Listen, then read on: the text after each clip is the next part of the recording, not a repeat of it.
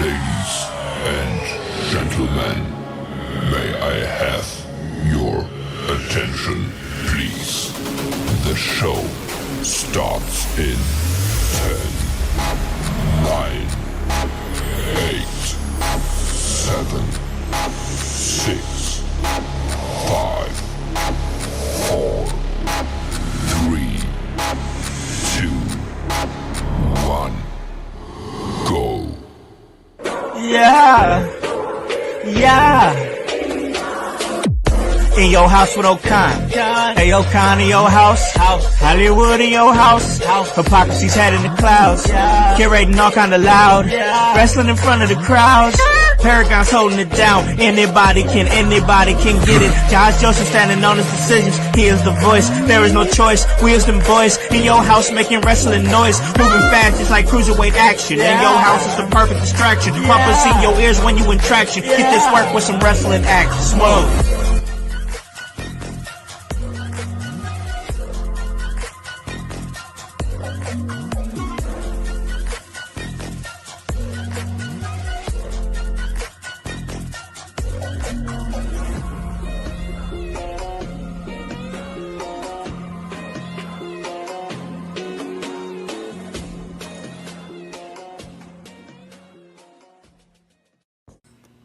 What is up, guys? What is cracking? It's the Con Man, and I am in your house. And you guys already know the vibes. Anytime we slide on through, we're here to give you that work. When it comes to this professional wrestling business, and guys, it is another Sunday, and what a Sunday it is. It is the first show here at In Your House of 2026. It is dope, bro. I'm glad to be back here once again. New year, new feel, new vibes. I'm excited as far as what we got coming up here down the line. But man, I gotta tell you, we had a great week of wrestling this last week. I'm really enjoying everything that AEW is doing. I'm really enjoying everything that they did on the first 3-hour Smackdown. I was critical. Of them going 3 hours, and SmackDown's been kind of boring, but really they brought it. We're going to talk about that and so much more. Hey, I was in West Terre Haute, Indiana last night. I'll talk about that, but before I do that, I got to do my due diligence and bring on my co-host here who talk wrestling with me every single week. Of course, the producer of the show here, he does his thing on Tuesdays, Wednesdays, and Thursdays. That's the voice, Josh Joseph. What is up, brother, man? How goes it, house? How goes it, household? It's a fantastic Sunday, and guess what? I'm not on my fucking deathbed anymore, so I'm back in action. Oh, dude, I was ready to just call quits. Even House can attest to that. Man. Put it in the chats. But I'm feeling better, feeling great. Loved all the wrestling we got to see. And, well, look at our beautiful friend we got with us there, House. Yeah, man. Always excited to have my boy back in the mix because it's always smoky in High Philadelphia. Our man returning to the show, Hypocrisy Jones. What is up, brother, man? What is up? What is up, household? You know, I'm just sitting here smoking on that 2025 pack. Bro, is that a corncob pipe? It's not corncob, but it is a pipe. I was going to say, he looks like a proud dad. I am. I'm just sitting here. I'm looking at all of you guys as my children. You guys are growing up so fast, and I'm just reminiscing, and all I can do is the smoke on the pipe there. Okay, I dig it, man. I dig it. That's a throwback, bro. That's a real throwback. I dig it. All right. So, speaking of throwback, I had to throw it back because I've been working with New Wave Pro since 2019 when I really broke in. They gave me one of my first opportunities outside of some really not so great shows. So I've been going back to New Wave. It's been great, honestly, getting back to West Terre Haute because honestly, those fans they love them some wrestling there. That's what I like about going to West Terre Haute is that's very much a wrestling town. And I was there for New Wave Pro Anniversary 12, and I got to tell you, this show was awesome, man. I mean, it was a really good show. Fun fact about this show. This was the first time that I was the head commentator on a live streaming show. Wow. Nice. Yep. That's awesome. Very nice. Man. Hell yeah. Yep. Hell How'd yeah. that feel? Bro, it was great. Like when I got a chance to really because when you're in the you guys have commentated shows in the past before. And when you're in when you're in there, like when you're locked in, you're just trying to do a good job, man. So it's not like, oh, we're live, we're gonna be going live, blah blah blah. I'm not worried about that because when I think of live, I think of like in front of a live audience, like that, which I still was. I still was. But like you don't think about like when we do this show, I don't always think about the number of people that are watching us at the time. And I didn't think about, man, how many people are streaming this live? How many people are actually hearing my voice live? I didn't think about that. I was just thinking, how can I make this awesome? How can I call the action organically? And that's exactly what I got a chance to see, especially great matches, man. Like some great matches.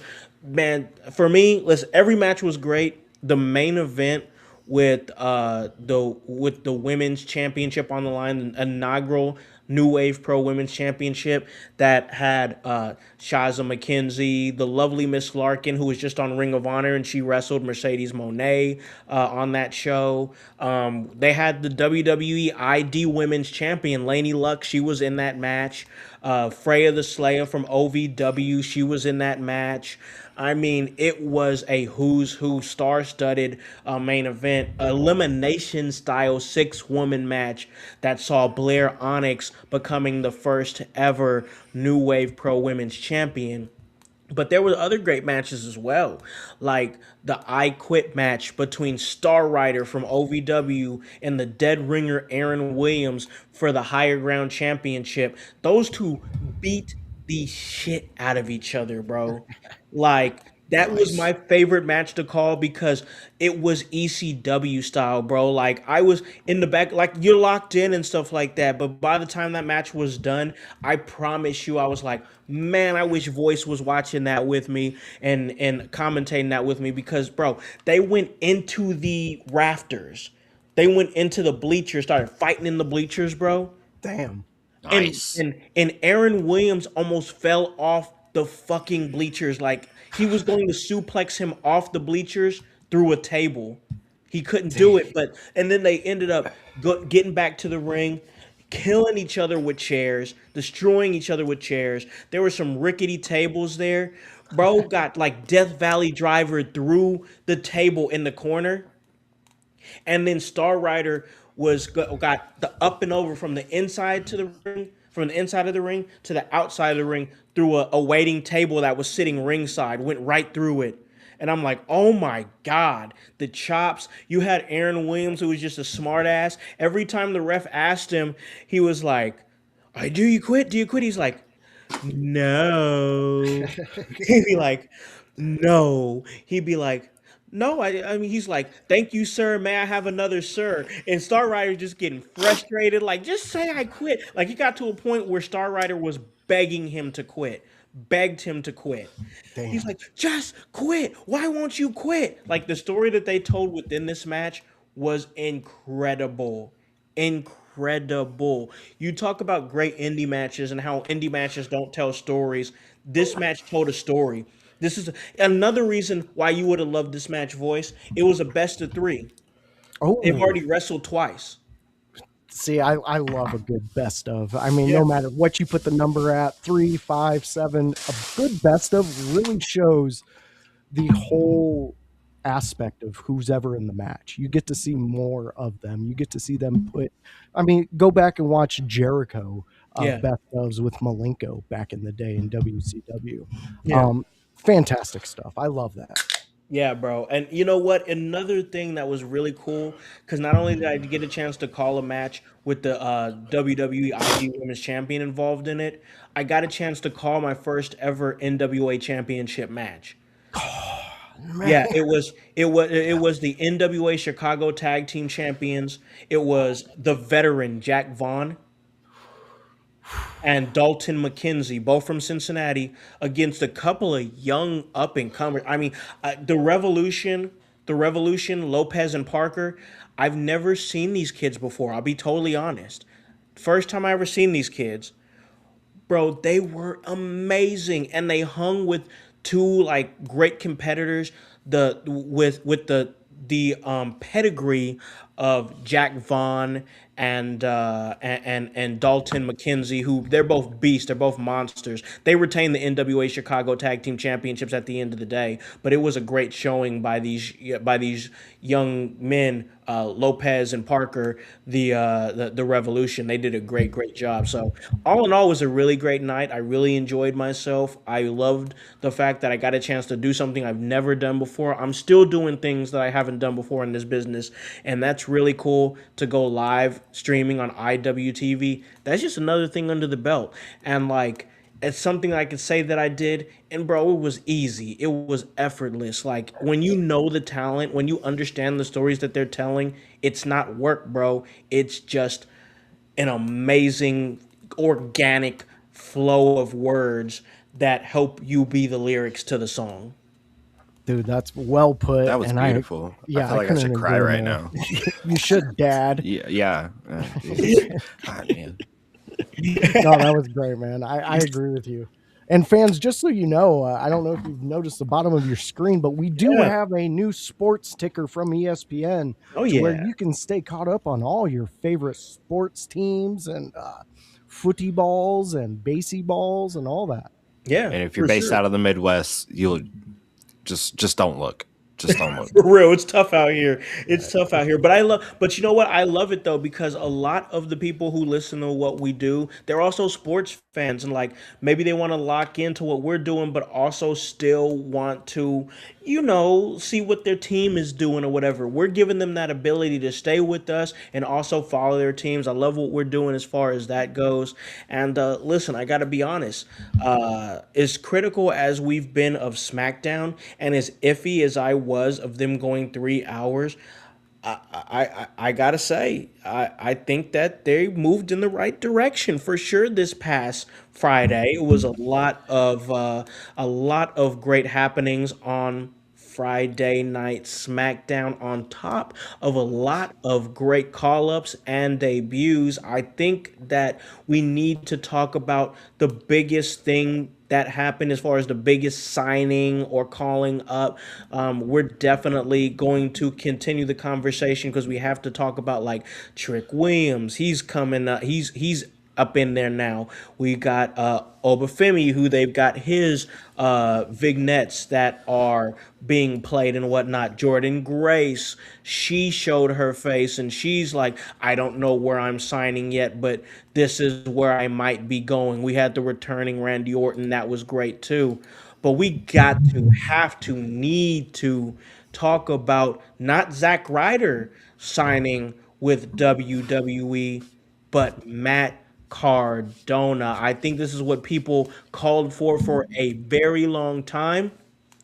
And the way that he created after he left the WWE is legendary. I mean, it's of Hall of Fame proportions the way he recreated himself. And like, you got to think about it. This is the dude who was ahead of his time in the WWE. He was doing social media stuff. He was, doing his Long Island IZ, show that he does, and he got punished for it. He got punished for it when he was actually ahead of his time doing something that WWE now does, and that's plays to social media. He did it before really anybody else did it in the WWE, and he got released. Now he's signed back with the company on the same show as his wife right now, and they're both like testaments to like just hard work. Hard work. Matt Cardona never gave up, and now he's back on WWE Voice.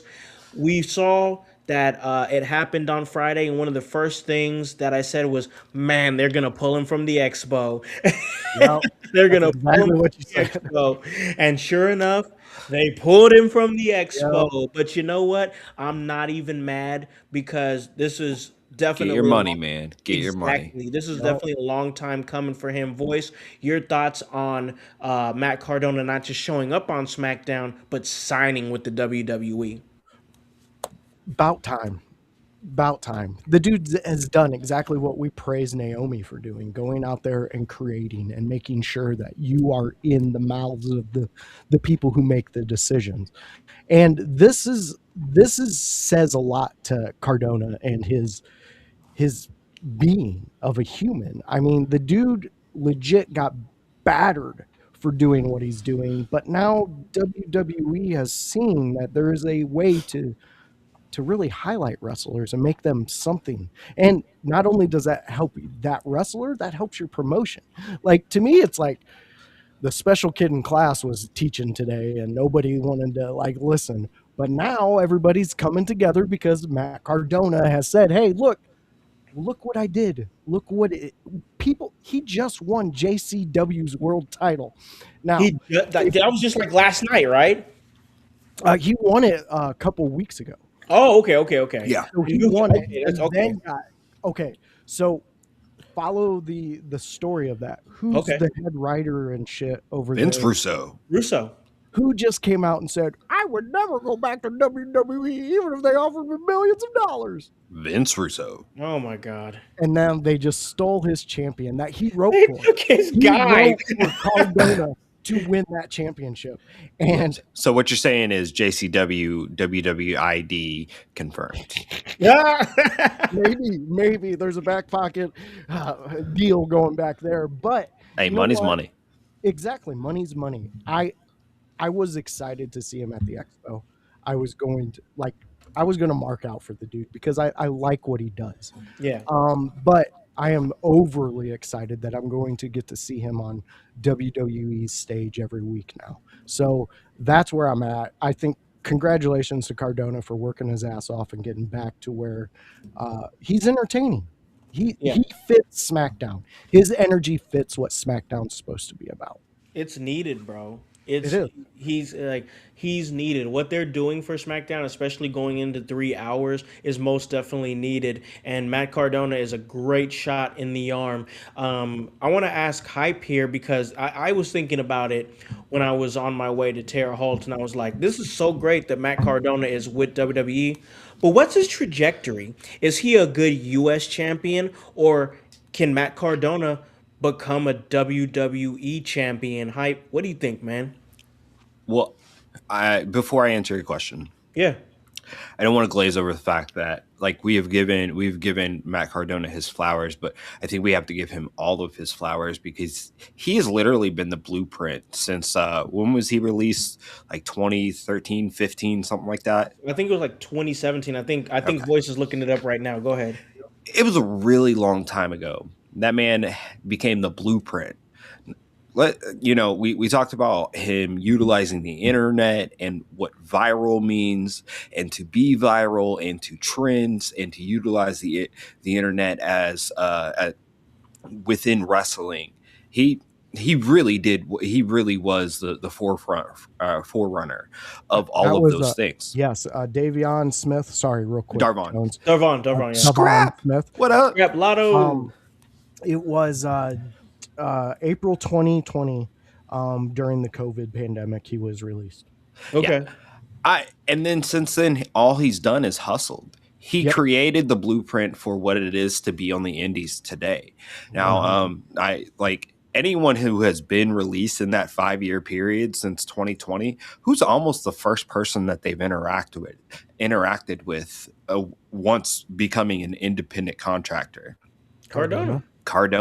Whether we've seen this from Shotzi, we've seen this from Scarlett and Karrion Kross. Yeah. We've seen this from name after name after name after name after name, bro.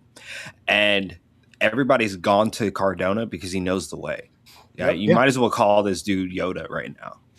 That's fair. So There we go. So as far as his trajectory, I don't see him in World Heavyweight Championship contention, but I don't put it past. Hey, let's put him in this match. Let's see how the fans get behind him.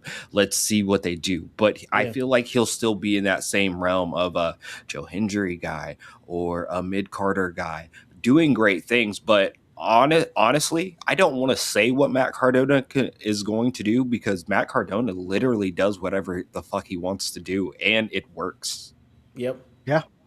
Dude knows his shit when it comes to wrestling. I gotta say this, because this is another thing. A lot of when they announced that Matt Cardona signed with the company, a lot of different thoughts started running through my head, and I gotta see about this. Voice, what do you think, man? Like, we got Matt Cardona there, and I think he might be able to do what somebody like LA Knight does, but better. I mean, like, is LA Knight in trouble here? Like, dude, if my opinion has Didn't any he weight, die? that's where I'm at. Like, I thought he died. LA Knight, Vision killed him. Like, Real glass and shit. dude. Like,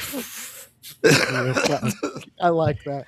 Yeah, I mean, LA Knight, dude. The dude has done what he could do, and the character has ran its course, in my opinion. Yes, does he still get a pop when he comes out?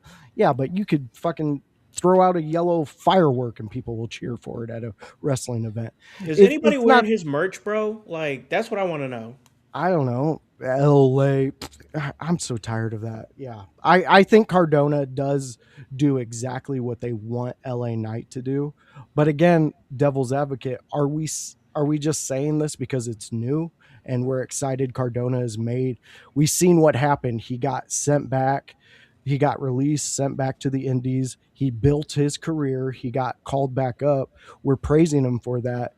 How much is that going to last on the main roster? Like, is that a question? I mean, it is. No, it's a legitimate question, because we talked about it last week on the show. Look at like AJ Lee. We were all excited AJ Lee returned. Everybody was amped up about it. But what's she done since then?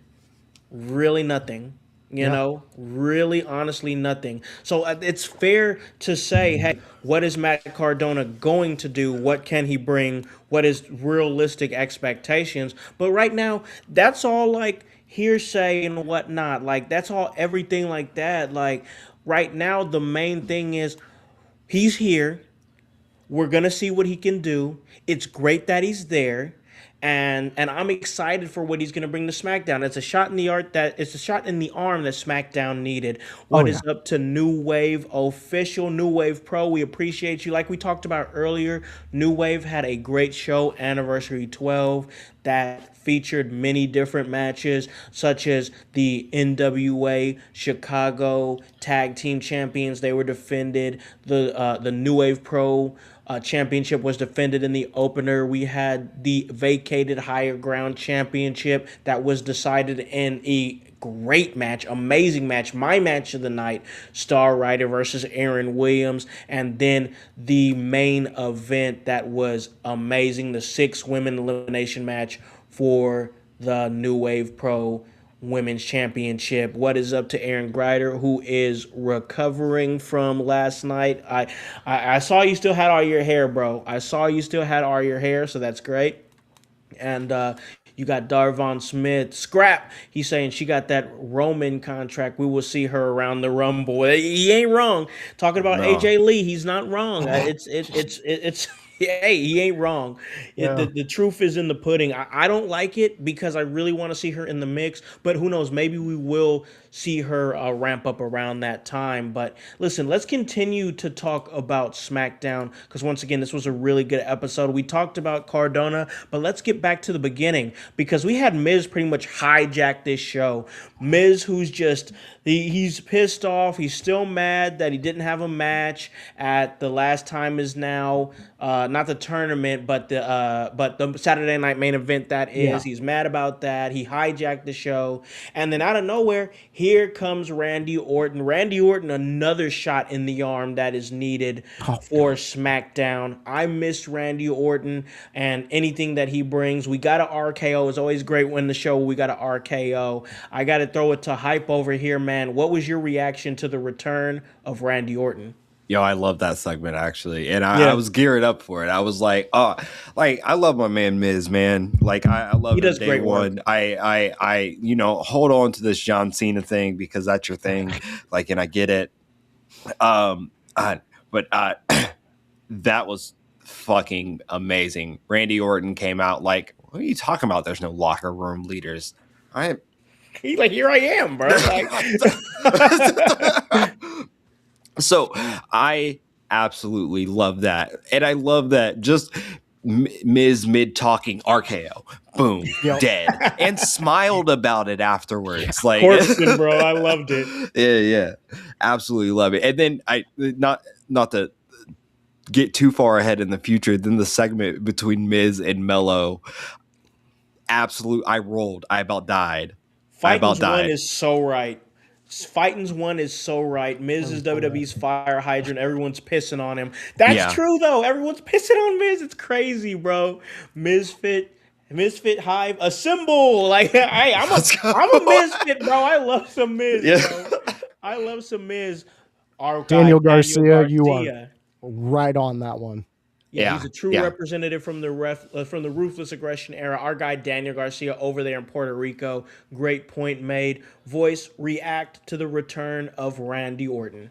I love it. I love Randy Orton. I don't care what he's doing. If he's a good guy, bad guy, kicking people in the head, or just RKOing motherfuckers mid-sentence. Randy Orton is a treasure. It's so good to see him back. I mean, just put the strap on him. Yeah, his presence. Like, what are we doing? Let's just make him break Cena's record. Let's just keep breaking records with all these people. I love it. Right now, the only realistic way that John Cena is gonna shake the hand of the man who gets number 18 is if it's Randy Orton. And what are we doing? Why are we playing around here? We got Cody for a good little while. How many more years we got of Randy Orton? Give him a couple more title reigns. Let's let him, because let's face it, if John Cena is whatever people want to say, if they want to call him the Michael Jordan or the fucking LeBron James of wrestling, whatever you call it, you have Randy Orton, who's the Kobe Bryant. Held it down. I don't think anybody's been there as long as Randy Orton. He's been in Attitude Era locker rooms.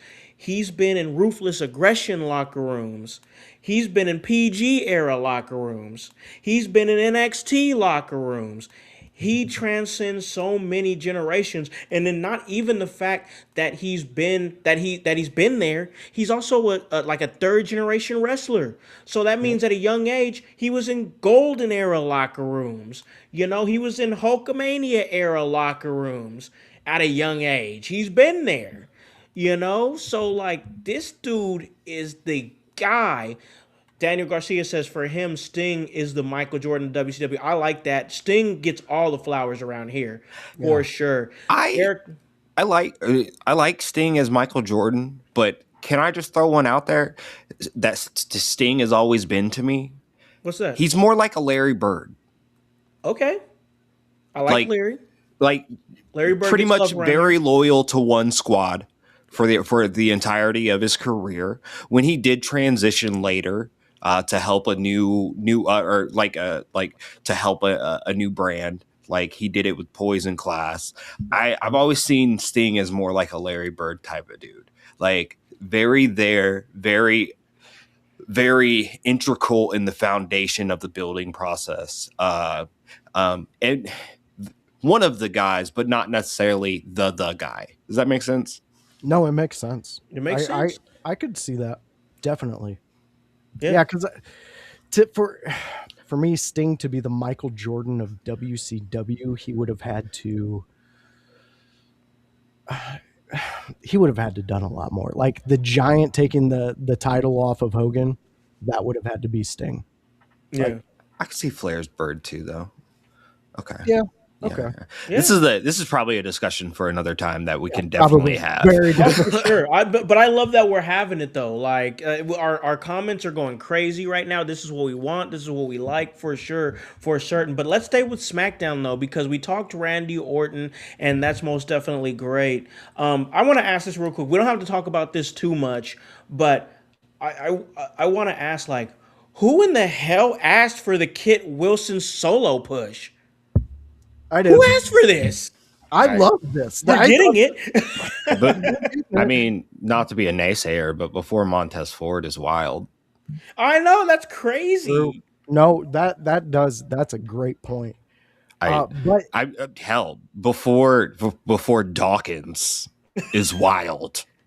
True. And I mean, I know he has to do something because I'm assuming Ethan is out, injured or something, not available. But like, damn, bro. You know what Darvon we need people to take pins. Of course, yes. Honestly, the truth of the matter is, he's probably right. Well, it set up Cardona. It did. And that's my point. To push the way they want to push Cardona, this Wilson that they are introducing kind of fucking fits that mold right there. Yeah, it's true. They need. I mean, you need under guys. Yeah. You need. Hold on to that thought, DG. We're gonna get to that. We're gonna get there, bro. Most definitely gonna get there. Don't you worry about that, brother. We're gonna talk about that. But let's talk about Sami Zayn returning to the show. And okay, all right, Trick Williams. We're gonna talk about Trick Williams for sure. But I want to stay with Sami Zayn real quick, because I watched that show, and when I watched it, I was like, oh, hey, Sami Zayn's back. And my son, who's a huge Sami Zayn fan and has met Sami Zayn, we have a picture. He has a picture hanging up in his room of me, him, and Sami Zayn after an NXT show. Sami Zayn, great, came back and took a picture. And I was like, hey, my son's a big fan. And he turned around and came back and took the picture, which was great. But my son, who's now 16, he was very young when that happened. He's now 16. And he's like, I'm like, hey, buddy, Sami Zayn's here. And he's like, okay.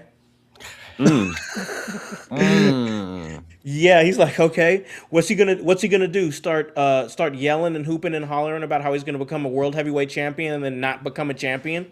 And I'm like, oh.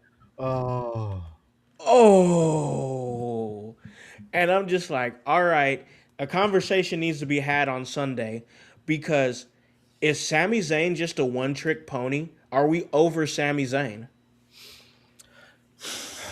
I didn't believe him when he said he was going to be world champion. No. I didn't believe any bit of that.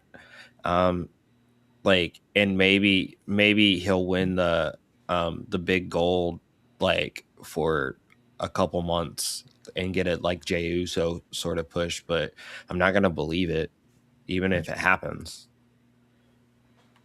Yeah, is that, you know, maybe I'm being too hypocritical, but you know, bro, I just don't see it no more, man. Like, especially with this new crop of talent that's coming in, you already got Trick Williams saying, I'm gonna become a world champion. You know, and who knows, maybe Fighting's one is right. Maybe we're just seeing a small part of a much bigger picture. But right now, he's true. It's true. But I'll say this: if this is a small part in a much bigger picture, a much bigger movie, we're at the boring part of the movie right now. I'll tell you that much. We are at the boring part of the movie where there's really no storyline progression. There's nothing going on. It's just a guy shouting into the void, "I'm gonna be world champion!" You know. So that's my thing with that. Voice, where are you at? I agree with Scrap right there. Yeah, I just seen that pop up too, and I think he's right. Trick, he snatched the moment away, and I'm happy he did, because that's going to force Sammy to evolve. I get what everybody's saying. Oh, we also have to remember, see, Trick snatch that moment by intention. Now, let's not give creative whoever triple hative is their credit. That was the intent. Trick, go out there, take his momentum, take it from him, grab it. But and he did. There's a way though that Sammy could have done more to make it harder for Trick. Trick came in and was the biggest guy in high school, seen the little kid that was sitting at the lunch table and stole his burger and then just walked away. What's the little kid gonna say? He ain't gonna say shit. That dude's 6'8". Sammy needs a new chapter. The underdog story is played out. We have seen it. We've got behind it. We all did this. He hasn't evolved, and that's where I'm at with Sammy. I get you. I'll tell you this much. Trick Williams had an easier time with Sami Zayn than he would have if he would have been in there and having to have his debut promo against somebody like, let's say, John Cena. John Cena would have unintentionally ripped his ass.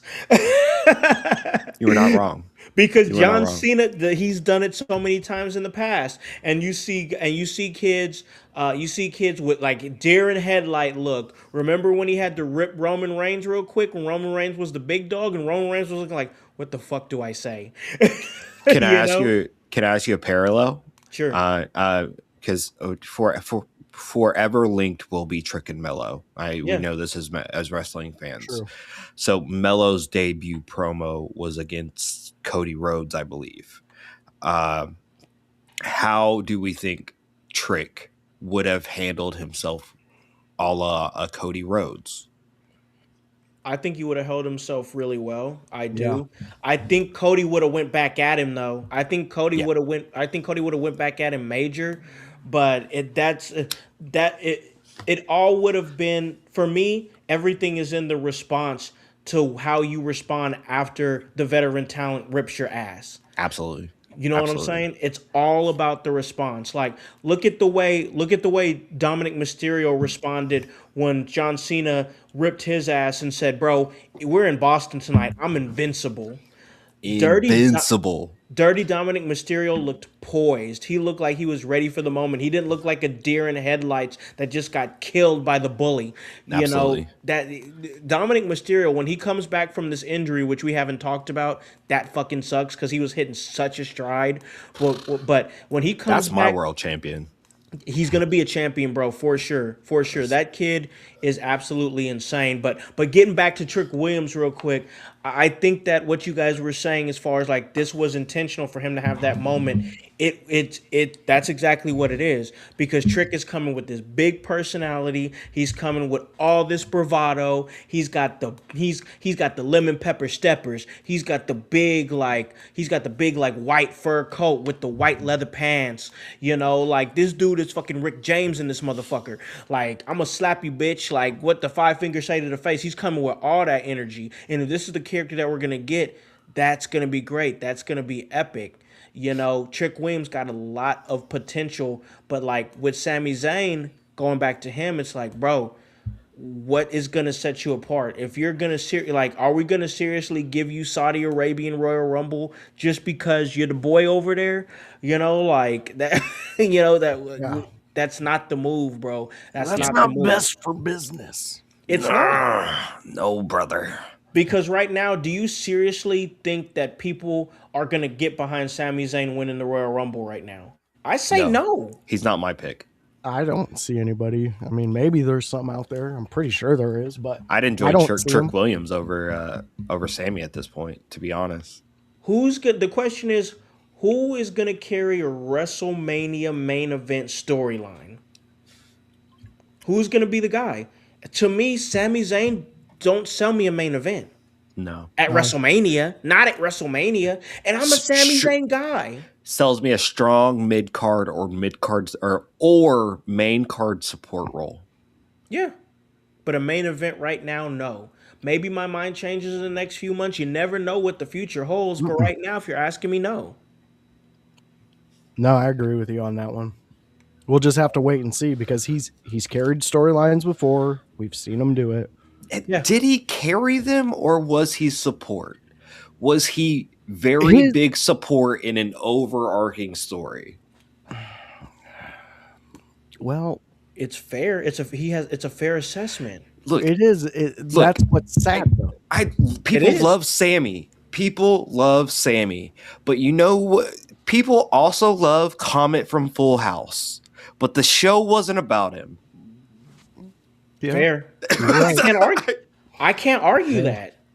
I can't argue. That's a fair point. So, you ever think Comet ever humped that woodchuck thing that Joey had? I bet he did. Why didn't they had babies. They had so many babies. I don't know, man. Well, they probably did. It was probably like extended dark footage in Bob Saget's like drawer or some shit because know he was a freak. Ooh, Bob Saget. He's a demon. That's a name right there. That's a name. Oh man. But listen, Fighting's one. He's saying Sammy was second to the main lead in the Bloodline storyline. But still supporting cast, though. Still supporting cast. That is my point. And that is, honestly, that is all he has ever been. But we like him in that role. I don't want him in a different role. To be honest. I love his Johnny Knoxville match was fun, though. I didn't expect Johnny to go like that. Yes, it was absolutely goated. That was fun. But that was a main mid-card like still to the point. We're talking main event. Yeah. We're talking main event, but hey, I love it the fact that we got such a big Sami Zayn conversation. He's become such a just in one episode, he's become such a name of controversy here. We'll see how it goes in the next month or so, but we do have to move on because I do want to have that Carmelo Hayes discussion. Him and Johnny Gargano had a great match. I expected nothing less than that, but let's talk about Carmelo Hayes because like he has obviously been the news of the last few weeks. And he has such a really good feel-good story as far as like somebody who came out of NXT with all the accolades in NXT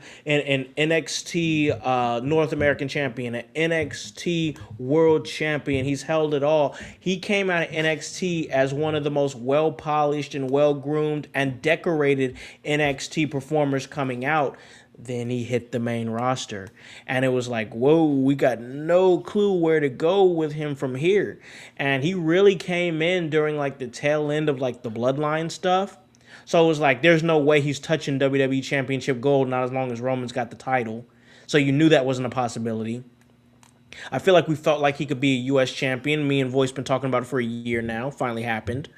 And I'm a firm believer that from his time in NXT, that he plays his character better when he's a champion. When he has something to carry, when he has something to show off, when he has an accolade that he can say, hey, I'm the guy to, that's when you see the best version of Carmelo Hayes. We've talked about it now. Now he's in his championship reign. He talked to Dragunov right now, and I love the parallels between Melo and Dragunov.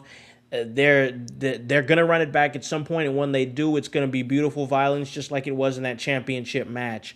And we got Fighting's one saying, I don't know with Montez. Sorry.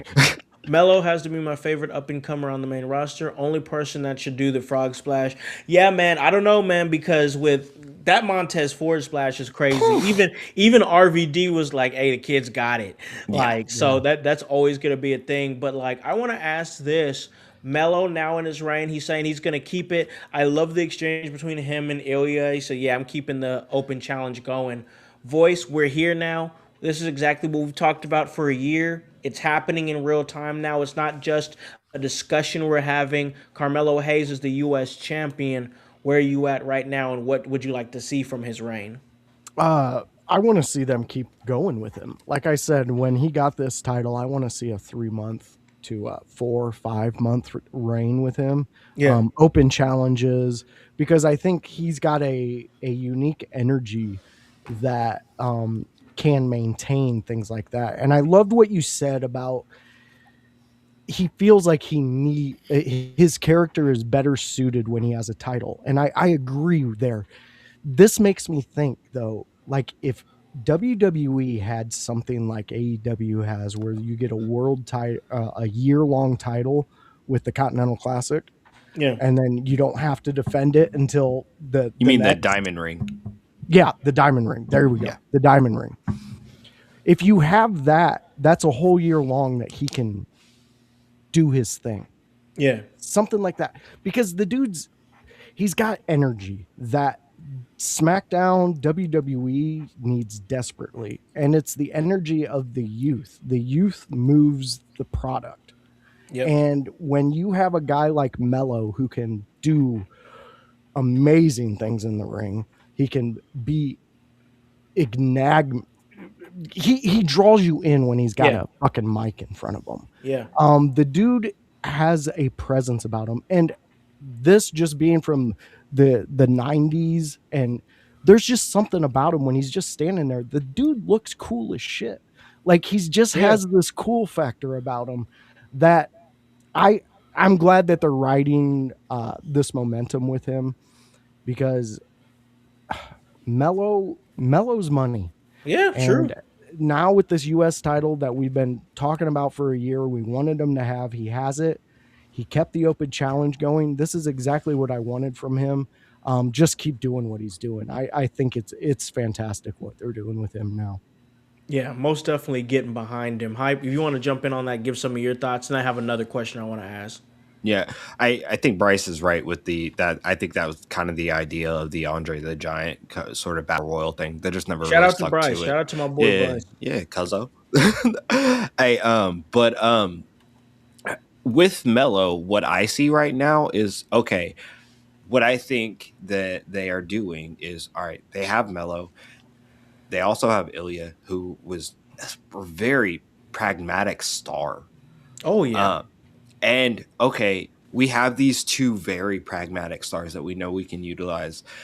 We need to build them so that they are facing off, so that they are creating a story within EC. And this is kind of what I see. I think Melo's about to have a similar reign to Ilya, and then we're gonna see like a best of 7 sort of series sort of thing with Mello and Ilya that will really be captivating and bolster both of them into a world title scene, or at least discussion. Yeah. Does that make sense? Yeah. No, it does, man. I agree with you. Right now, we're in a great age of wrestling, though. Young dudes like this are getting top spots, and then doing like what we just had here from Fighting's One. This is exactly what I want to see too. I want to see him give 3 to 5 minute promos at the beginning of the show, right before he does the open challenge match, because you're gonna milk the most out of him with that, and it's gonna make him better on the mic. Yeah. I loved him and Miz. I loved how he ended Miz. You know, he said, "Thank you for leaving me alone. It's been great ever since."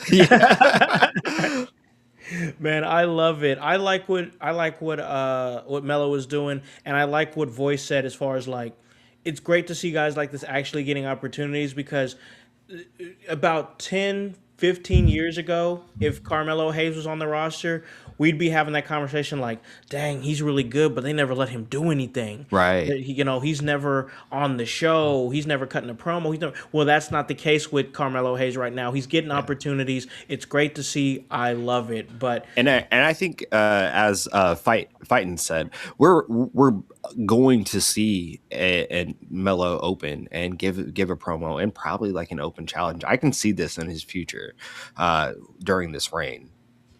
Yeah. I would like it. I think you could capitalize so much on him with a mic and then a great match. Absolutely. One right after another. It'll be highlights all the time. Yep. We learned this in NXT with him very easily. Exactly.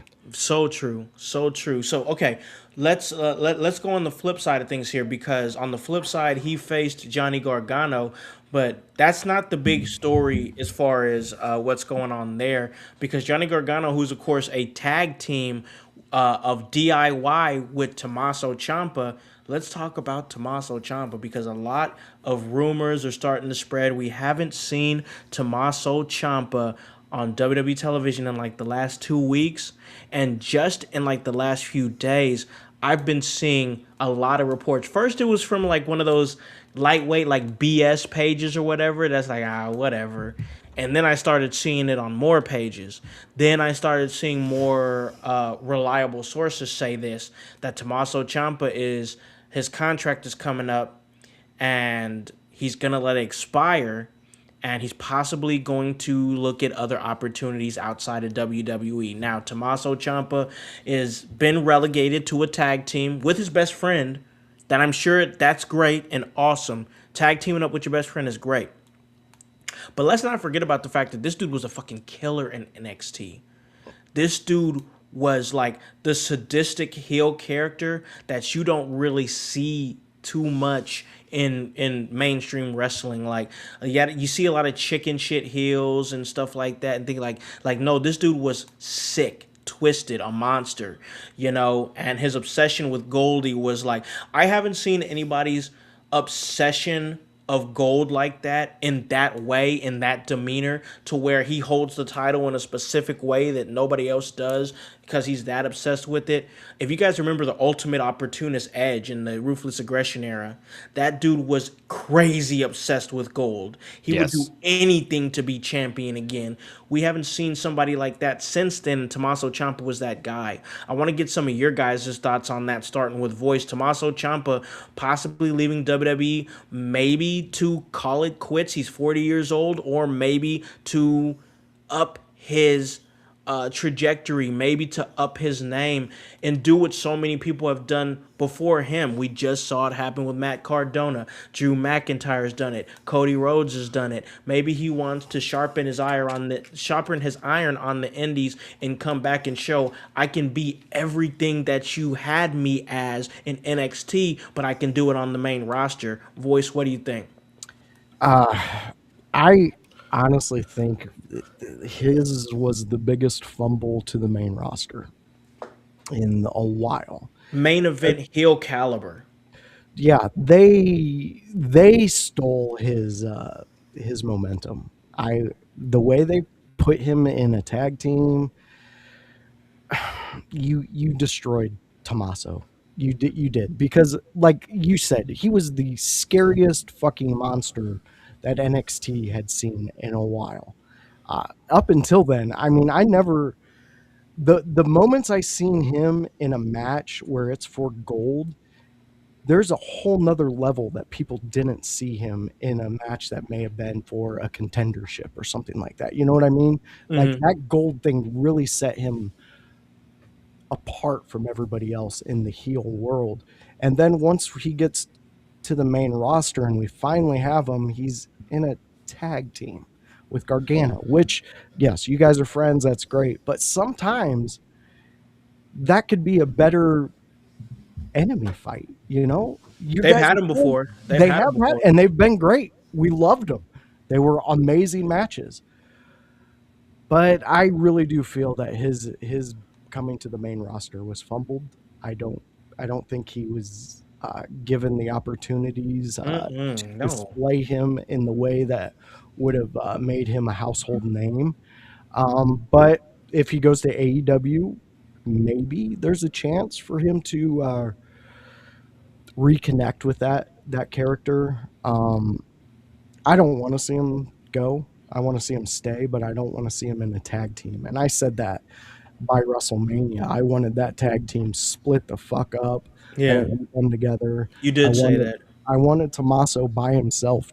Ciampa, to me, as a singles competitor, is all the guys that we loved back in the day: Taz, Malenko, Jericho, all those guys, because they're demons in that ring. Yeah. They turn up another notch. So that's where I'm at with Tommaso. I don't want to see him go, but it looks like he might be. So that's kind of where I'm at with Tommaso Ciampa. Is like, I feel like, honestly, I do not think AEW is the move for him. And here's why. Let me explain why. Because he's been relegated to a tag team in the WWE. And I saw these comments here. You know what?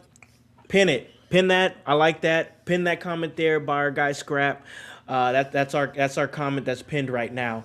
But I want to make my point real quick. I want to say that, like, Tommaso Ciampa, he probably views himself as higher in a than being in a tag team, which when you think about his time in NXT, it makes sense.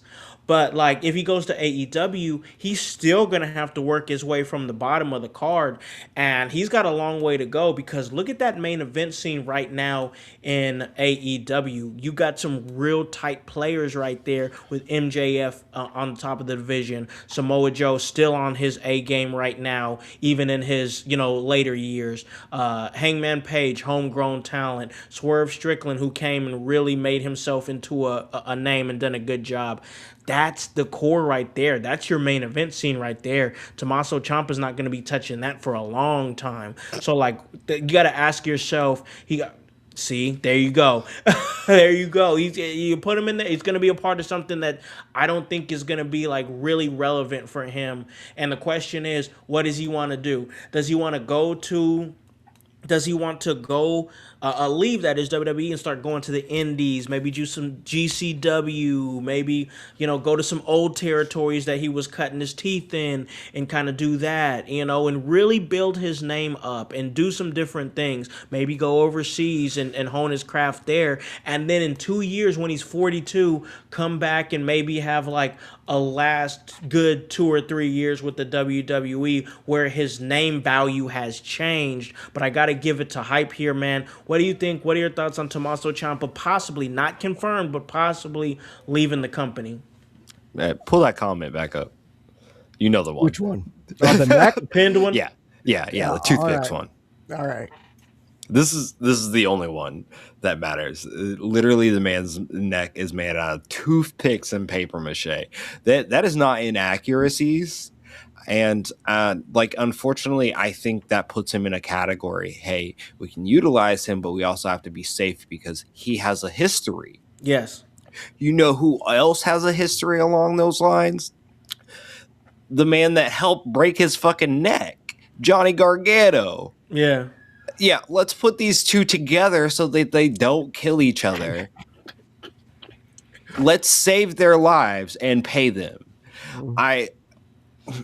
Look, I know we have like delusions of grandeur anytime somebody's leaving that we liked, even in the slightest, for that 6 to 8 month period. He was like, oh yeah, that's the guy, and then we forgot about him because either they got hurt, they got underutilized, they weren't making themselves stand out in any way, or maybe they weren't given the opportunity to make themselves stand out, which is essentially still not something we can control. Look, I hate to see Ciampa go, but man, I would rather see him healthy. And I think a man like William Regal, whose tweets have went viral over the last week, I think that those things resonate, especially with a guy who's had multiple neck surgeries at this point. At one point, literally his storyline was about him recovering from neck surgery, fighting through that, fighting for not only Goldie, but his daughter Birdie. I wish everyone the best, but that's not the timeline we're in. Fair. Fucking fair, man. That's way fair. I mean, it's more than fair. I think that I think you make a lot of good points. And honestly, I didn't even think about and it got me to thinking why you were making that really good point. There's so many times where I've seen firsthand, bro, and even on the lowest scale of wrestling, I'm not talking WWE, I'm talking about the way low indies where these guys have everything to lose and nothing to gain from having a fucking match where they break their neck. Bro, you're getting paid $20 in peanuts, and you want to do all these crazy spots. Sometimes you truly, truly do have to save a wrestler from themselves. You do. And look, I love and also hate this comment. DG, because it's not bad karma. It's just, I think, and I'm not trying to sound like a corporate guy or whatever, but you have to protect your people. Yeah. And you can't protect people, but also put them out in the most important spotlight that you have when you have to protect them as well. You know, I hate that for people. I hate that for people like Finn Balor, but also in Finn Balor's case, I think he's taken all of that. He's learned that he's gotten the company's trust back, and he's on a trajectory to possibly win and be that guy again. Yeah, I could see it. I could too. I think that neck injuries are getting serious here in wrestling. It's something that needs to be discussed. And I got to say, it truly blows my mind that, because I wanted to make sure I said this, because, man, what the hell? I don't understand. Like, you have somebody like William Regal who puts out a tweet, who's not even on social media like that. Like, he even said, I don't even get on social media like that. But I felt like this needed to be said. And then you have people from both companies that are like, oh, yeah, you're right. We got to heed this man's words, blah, blah, blah. And then you have fans that are like, oh, well, if this happened in WWE, he wouldn't say anything. He said it because it happened in AEW. I'm like, guys, shut up. Shut up.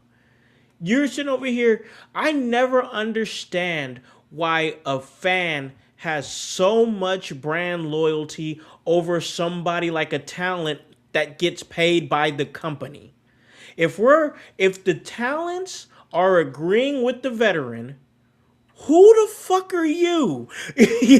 Like, who are you, bro? Like, that's my stance on it. And that's not to say that fans can't have an opinion, but like, at least have an educated one. At least be smart about what you're talking about. Can we all agree that like some things that are done are not safe? And we know, hey, maybe going into it, these people know that this may not be safe and it may end badly because it, the wrong movement or tweak or anything could potentially like really severely hurt you. Well, it's the ladder match where that busted open what's his name's face. Oh, is it Fletcher? Back in the day. No, I'm talking way back. Mercury. Yeah. Again, he didn't put his hands up. Like, what's gonna happen. Yep. It's a dangerous match, and for some reason you decide you want to take this. Yeah. Go ahead. Sometimes you gotta save the wrestler from themselves. I've seen it on so many different occasions for sure. I think CM Punk tried to say some things about that. And he ended up getting in a fight. The moves they are doing now and taking more bumps, you didn't have to worry about that in the 80s or 90s. Only 2 people went to the top rope in the 80s, and that was Ricky Steamboat and Randy Savage. Yeah. And I think that's Regal's point, right? Yeah. Is that like even he got injured and mostly basic suplexes, like belly to back suplexes and things like that. It's that the basic stuff you can get injured in, and now you're doing the most complicated thing. It's awesome that you can do it, but like also please don't die on my TV screen. For sure. I don't want to see nobody die. Fighting's one is wild. He's calling motherfuckers out. He is, man. That's crazy work. But like, here's the thing, like, I understand, like, the work rate is different. Like, look at things like the NFL or the NBA. They play the game a lot more faster paced than they did back in like the 80s or 90s. And like, wrestling is doing the same. We're seeing a lot more faster paced moves. We're seeing a lot more hard hitting moves, and these things could possibly cause injury. Basically, the cruiserweight division from 1997 is every match in AEW now. Every match in AEW now, and it's cool. That's great. We're about to go to break here soon and talk AEW, but hey, we got to protect your neck for sure. Hey, let's go real quick. I'm gonna go around the panel here real quick and get your guys' thoughts on the last happenings on Smackdown, and that is going to include the confrontation between Cody Rhodes and Drew McIntyre. They announced the elements of the 3 stages of hell match. One's going to be a singles match or good old-fashioned wrestling match. Then we got a Falls Count Anywhere match, and then we got a steel cage match if necessary. And of course, we all know Drew McIntyre cannot be touched by Cody Rhodes. He ended up burning the picture of Cody Rhodes and his late father Dusty Rhodes that he got from Cody's tour bus. I'm gonna get Voice's thoughts on this, but mainly for the reason that we've been up and down, back and forth. Where Drew McIntyre, he does great work leading up to his matches, then he loses. Where are you at now with the latest actions of Drew McIntyre? Right now, with the latest actions, I've seen it before. I mean, it's just a different object he's burning. It's a different thing he's yelling about. Like, Drew, if you do win this, I hope to God there's another chapter in your fucking character. This is much like we talked about earlier, like the underdog story. What is this? The deranged Scottish man story. Wow. How many times can we run this by? I mean, what's the momentum out of the Hell in a Cell he had with CM Punk? Where'd that go? That was one of the biggest fucking things he could have rode, and where'd it go? Nowhere. And that's Drew. That's where we're at. So hopefully, if they're going to do this they are doing this 3 stages of hell match, but you got to figure out a way to present Drew to us in a more captivating way. I'm so tired of hearing a Scottish man yell about shit. Like, he's boring to me. I know I'm probably in the minority of this, but Drew McIntyre bores the living fuck out of me. Well, I know that. That's what I mean. Like, that's why I gave it to you, though, because I know that this is where you've been at with Drew McIntyre, and like we've got our homies here in the comments. We got Scrap saying that Drew has to win the match. He has to win the title. You have Bryce saying if Drew don't win, he's just a chump, and that's the truth, though. That is the truth, because it's just gonna be another situation where if he doesn't win this shit, he's beating on his chest, doing all this stuff, and then he still can't win the big one, and we're in the exact same spot that we were in before. But storyline-wise, what changes if he wins it? He's got the title, and maybe, possibly, because I thought about this the night of, maybe they give the title to Drew, and Drew is a placeholder for Randy to get it. So that way Randy doesn't take it from Cody. Cody has to take it from Randy. See, I could get behind that, but that's not for Drew. It's not. You know, it's He's for a what I want placeholder. next. Yeah. So how long is that going to last, Howse? You've been in this business. How long does placeholder, like, nobody's going, I'm demanding Drew McIntyre as a champ. They're saying, well, we could use him as a placeholder. But that's the thing, though, bro. Like, they've dragged this feud out for so long that I don't think anybody really wants to see Drew McIntyre as WWE champion anymore. No. Like, I don't care. Like that, especially with Trick Williams saying, "Hey, I want to be champion." Obafemi, who stood toe to toe with Cody Rhodes at John Cena's last match. Damian Priest, who just won a big match last night in his ambulance match. He can start staking some claim to the WWE Championship if he wanted to, because he won that big match. All I'm saying is that if we're doing stuff the way it's supposed to be done, and not like, oh, let's just monopolize the championship scene with fucking Cody Rhodes and Drew McIntyre and John Cena, because that's the only 3 guys that's been in that realm with that championship like that. You know, of course Cena had the championship and defended against people on like Raw and stuff, but that was a different case.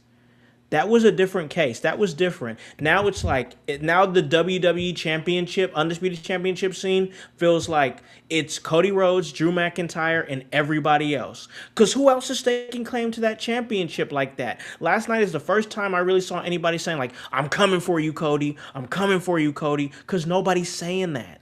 Nobody's saying I'm coming for you, Cody, because Cody is just holding the championship and he's just kind of cruising by every day, and he's got a minor inconvenience in Drew McIntyre that really ain't shit. Like, who's truly coming for him? My point is, there's other people coming up the ranks that's going to be more interesting to go up against Cody than what Drew is doing right now. It's getting old. Yeah. I'm there with you. That's right where I'm at. And I mean, we're getting a lot in the chat on this. Scrap just said this. That's the business. He's going to hold the belt for a short time and set up the next champ, even if it's a chase for Cody again. And I get that, Scrap. I totally get that. But there's some champions where we get behind and we're like, we want them to be champion. Like they need that. Like, I don't hear anybody saying that with Drew. That's not the noise right now. And it's that's just not anywhere in the placement. Noise. Like, that's not what Drew, like, they wasted the COVID thing with giving the title to Drew, because they did not, like, they had to do what they had to do. They had to do what they had to do, but he was the only guy then. Exactly. Roman was sick. Brock is not around. Look what that did, though. Look where we're at now. Mm-hmm. They rode none of that momentum, and they, every time that Drew's gotten anywhere near that type of energy behind him, again, the Hell in a Cell match, CM Punk, they just cut it. Yeah. I think you're right, but I think we're just in this loop cycle. I'm not really like excited about this 3 stages of hell, which is just a repeat of the 3 matches that you've had over the last year, in a much more condensed form. I also think they one night only. I also think they oddly blew their load by not having an ambulance match, at least in a 3 stages of hell match. I don't know, that the creative wasn't very creative in this. It was just, I saw the stages of it, and I was like so not excited, especially since we haven't had a 3 stages of hell match on the main roster since Payback 2013. Yeah. I was kind of expecting like a Hell in a Cell as a third choice sort of thing, or like something exciting. It's we get an old school traditional cage match. And here's the thing, bro, like with the way Cody and Drew have been going back and forth, the way the story's been built, like a Hell in a Cell match would have made sense. A Hell in a Cell match would have made sense because they've been feuding for a while. They've been going back and forth for like half a year now. So like, make the first. Here's how I would bring back the 3-tiered cage. That's just for exactly what was in my head. David Arquette. Oh man, that was a great time. That was a great time. So okay, let me say this. Here's how I would have set up this 3 stages of hell match. I would have had the first match, good old fashioned wrestling match. I'm better than you in the ring. I'm better than you hold for hold. Then number 2, I would have done a street fight. Weapons, we can go into the crowd, we can go backstage here and there, whatever. Then, if necessary, number 3 would have been a Hell in a Cell match. Let me go back to what Jones said, though. With what you just set up, an ambulance match, visually, would be perfect for that. Because then after that street fight, who's ever fucking got their asses beat all needs to leave in an ambulance. Yep, exactly. Now that's you're fucking storytelling. I like that too. I don't know. I don't get this. I am ready for the Cody era to just be like something better than this. Like I don't know. I need him to turn heel or at least have like a foe or be chasing it. Like I don't know, man. I really don't care who's champion at this point. I don't think Drew's about to win this match, but basically, like, I don't know. Honestly, I think Cody Rhodes is reading the 2012 John Cena handbook. Be as generic as possible. Buried Alive would have been good too. Yeah, that would have been good too. Be as generic as possible. Be the role model for the kids. Be, Buried Alive match. I want to see a Buried Alive match again. It's also very lackluster that you burned a photo when you literally had a whole bus. Like I don't know, man. I honestly thought I honestly you didn't even piss on the bus on camera. That would have escalated things a little bit better. But here's the thing, though, like, and the internet made a point to say this. The internet made a point to say this, And I'm on the realm of like, it's not about the photo itself, it's the meaning behind the photo, it's what it means and what it represents. But there was people like, oh, well, why did he go all up in arms over a photo that he could print off and get again? Yeah. And I'm like, listen, it would have been way more effective if you would have trashed the fucking bus. That one. It's just that one. It's Trash like the bus. they almost got there, but every time they're like, no, we don't want to go this far. Here's the thing, bro. Pull the trigger. If it was I mean, I guess you don't, but that's why we're here. Listen, here's what I would have done. It would have been way too expensive to do, but here's what I would have done. I would have got a bus. I would have got like an old bus or something like that. I would have had them remake that bus to look like Cody's bus. Like just an inexpensive old. He's gonna wrap it. Beat down. Yeah, just an inexpensive. They didn't even old have to get a bus to do this. No. You could have pre-filmed him tearing up the inside of a bus. Bro, like, and it doesn't even have to be in a bus. You could just recreate, like you said, probably easily. Listen, bro, I would have had him have a fucking forklift and drive the fucking pins of the forklift into the bus. Yeah, that works too. Destroy the bus. Like, I know that's far, but fuck it. Here's where we are. Destroy the bus. And unless this happens during this 3 stages of hell bullshit, which, I mean, you got Falls Count anywhere, so maybe that happens. Like, hopefully they do something around that, but like, I doubt. I know, right? What the fuck? You're not wrong. Just Raheem. I would have loved to see. I would have loved to see the bus get destroyed. But listen, we're going along here because we still have AEW to talk about here. I want to talk about the last thing from SmackDown that was significant to me, and it wasn't the match, the main event. It was the Women's U.S. Championship match. I gotta say this because I thought about it, man. The fucking Women's U.S. title is on life support right now. There is no division. Even though they could have a division for it, there's no division for it right now. The Women's IC title is looking beautiful right now with the way they have Maxine carrying it and how they have a real division that's coming after her. Yo, the Women's U.S. title is hurting right now. I know OG Tony talked about it a little bit. Voice, what are your thoughts about them flip-flopping this Women's U.S. title? I don't know. I'm kind of sitting here wondering because we just had the appearance of Jordynne Grace, right? Yes. And she was speaking directly. Well, Chelsea Green was speaking to her while she was speaking to Nick. And Jordynne said something very interesting at the end of that. She said, it's making, some people are making my decision easier. Yep. And then she walks away. I want to see that. I want to see Chelsea versus Jordynne because you have that comedy. You have the way Chelsea delivers her entertainment. Fantastic. And then you have Jordynne Grace, who is just a pit bull. And she goes in there and she does the shit that we love. Suplexes, power bombs, anything that destroys a person. Those two, to me, play well in a match like this. Yeah. That's where the women's division is so good right now. That's where I'm lost. Like where titles, where do they go? Who holds them? So maybe I'm not the best one on this because I don't think I have all of my thoughts directly on what's going to happen with this title, with the picture, all of that.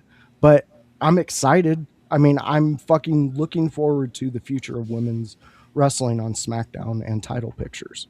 Yeah. I don't like the flip-flopping of the title, but I do love the possibility that Jordynne Grace could be the shot in the arm that title needs.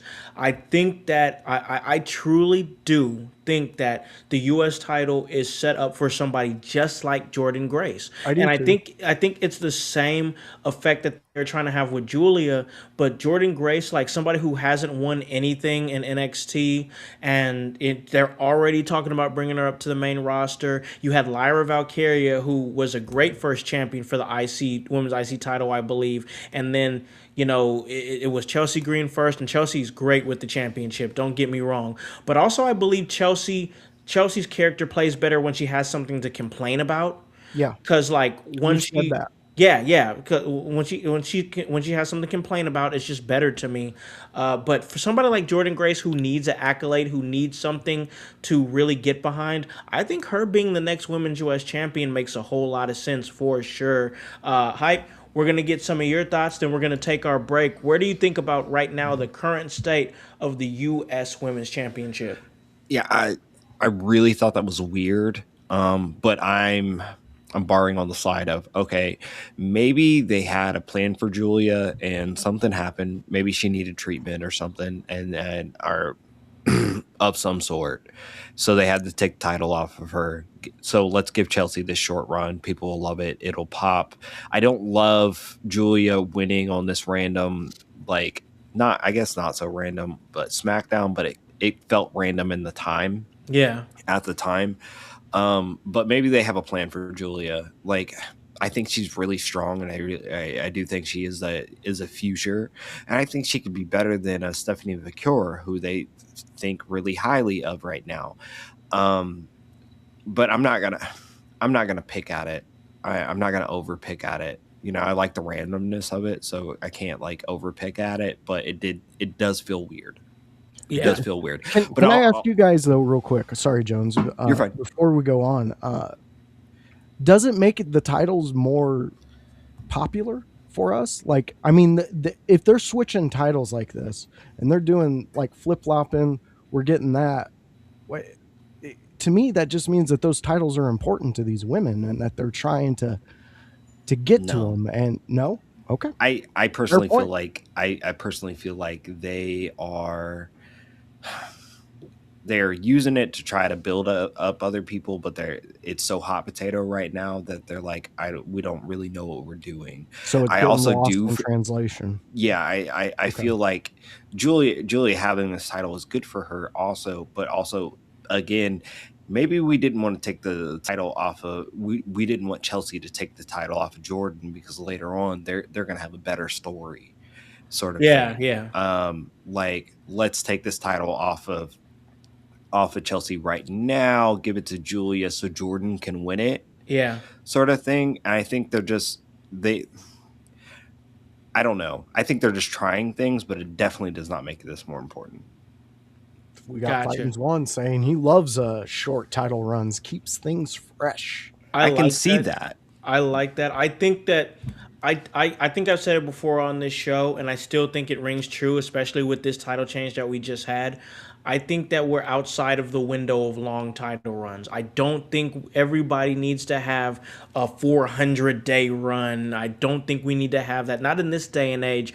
I think, if I remember correctly, it was either the year 2000 or the year 2001. Or maybe it was 99. I'm not sure. But one of those years during the Attitude Era, the World Wrestling Federation Championship changed 9 times in a year. Yeah. God damn. 9 times. And that was some of the best television. Yeah. I'm just saying. So maybe like how many of those times were back to the same person? I'm sure it was back to the same person quite a few times. Yeah. I'm 100% sure. I'm 100% sure. But like sometimes you gotta do that stuff. You gotta be able to do things like that.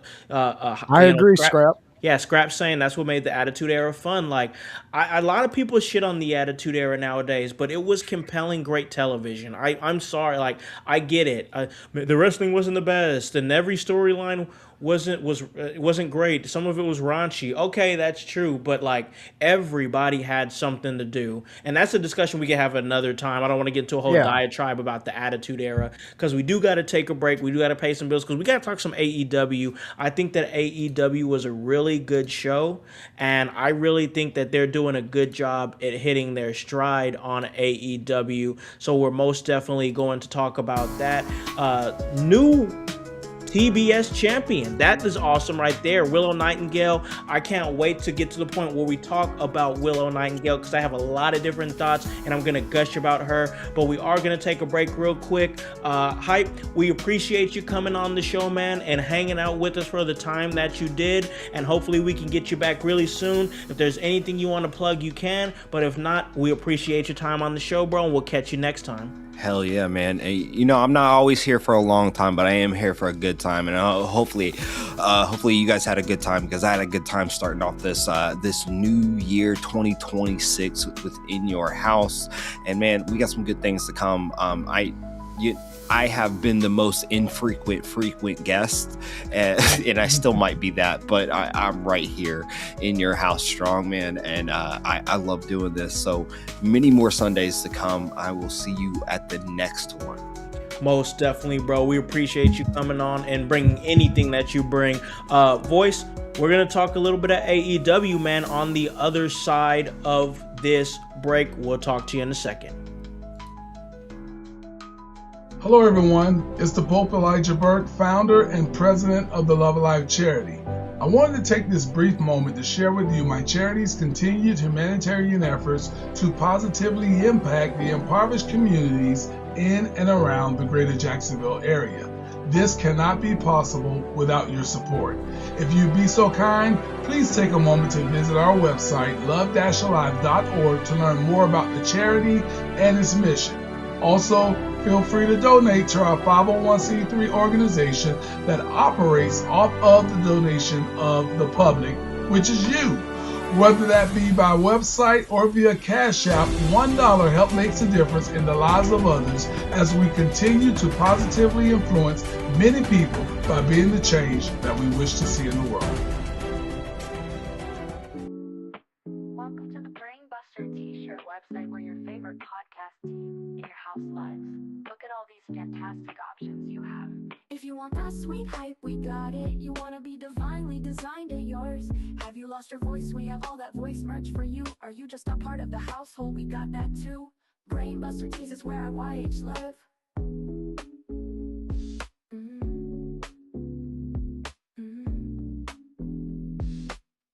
Brainbuster Tees is where I YH live.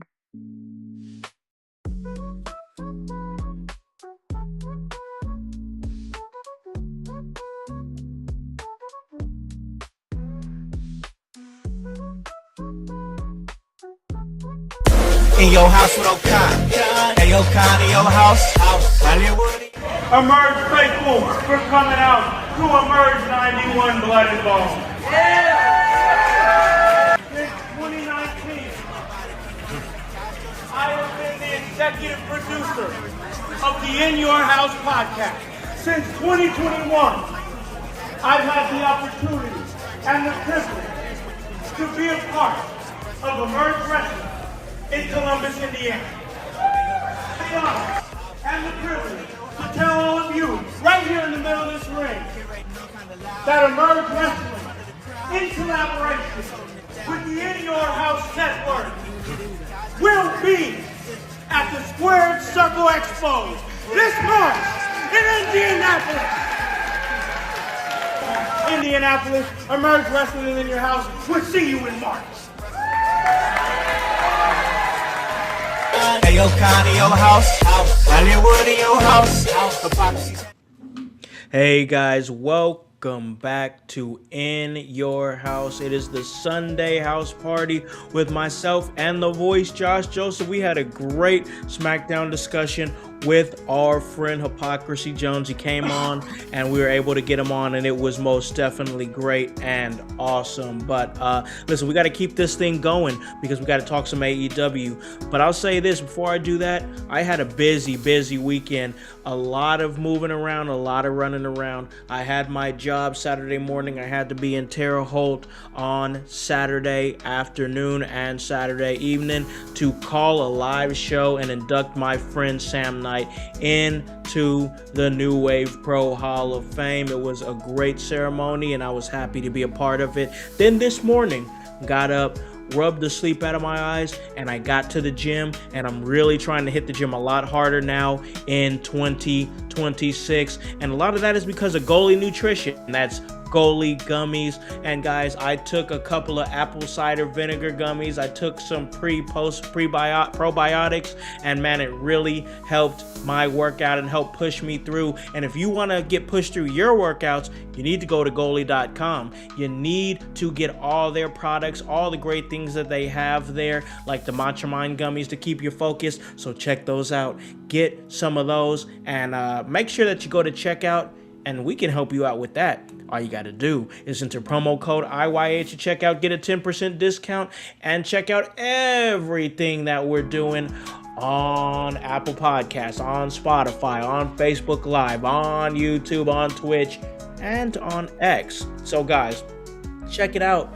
And it's a movie. Anytime you get a chance to get your workout working with Goalie Nutrition. So myself and the voice, Josh Joseph, we have really been zeroing in on AEW. We've been watching it a lot and really getting into it. And you know what? I love it because for me, I love untapping that in the voice, Josh Joseph, because I know how locked in he was around the time that he was doing those great Saturday night Collision watch-alongs. And like, that's what I'm looking for, is I want that voice, Josh Joseph, back that's loving AEW and enjoying what they're doing. I think we're getting a little bit closer, because I know one of the main things that took you out of AEW, which we're about to talk about right now, is the presentation of one Willow Nightingale. Yeah, that's 100% facts. I did host a Saturday Night Collision at the beginning of my coming into IYH, and I loved it. I loved Collision. I thought it was a fun show. I thought it was a fun way to present the AEW talent that we didn't know that much of, and we got to weekly find out about them. Willow Nightingale being one of them. I became a huge fan of hers. I love her energy. I love her look. I love the way she wrestles. I absolutely love a lot of the shit she does in the ring. And then all of a sudden, Mercedes Moné came in, and it seemed like they just said, you know what, Willow, we're just going to let you go off and do whatever you want to do. Just as long as it's not in the title range, we don't care. And it kind of took a little bit out of me. I did not like it because Willow was building up so much. But as we have learned here on IYH with all of our content creators, we give you our opinion. And when our opinion sometimes gets torn apart by actions like what I'm about to talk about with Willow, we have to say, you know, now I'm back. Now I'm invested. You've got me back. And this is what's happened. Willow she's stepped up, and she's become the first of a lot of things for AEW in the women's division. And now she is the first woman to hold 2 consecutive AEW titles in the business. This is phenomenal. This is where I thank Tony Khan. I say, you know, thank you for understanding that you have a prize in your roster, and she's bringing fans, because the woman herself has energy. She just does. Like, I don't know. It just makes me think of after watching this Dynamite, I really thought about this, because it plays beat for beat of a Monday Night Nitro. Have you ever sat and thought about that? From the opening to the show to the end of the show, it is a beat for beat Nitro.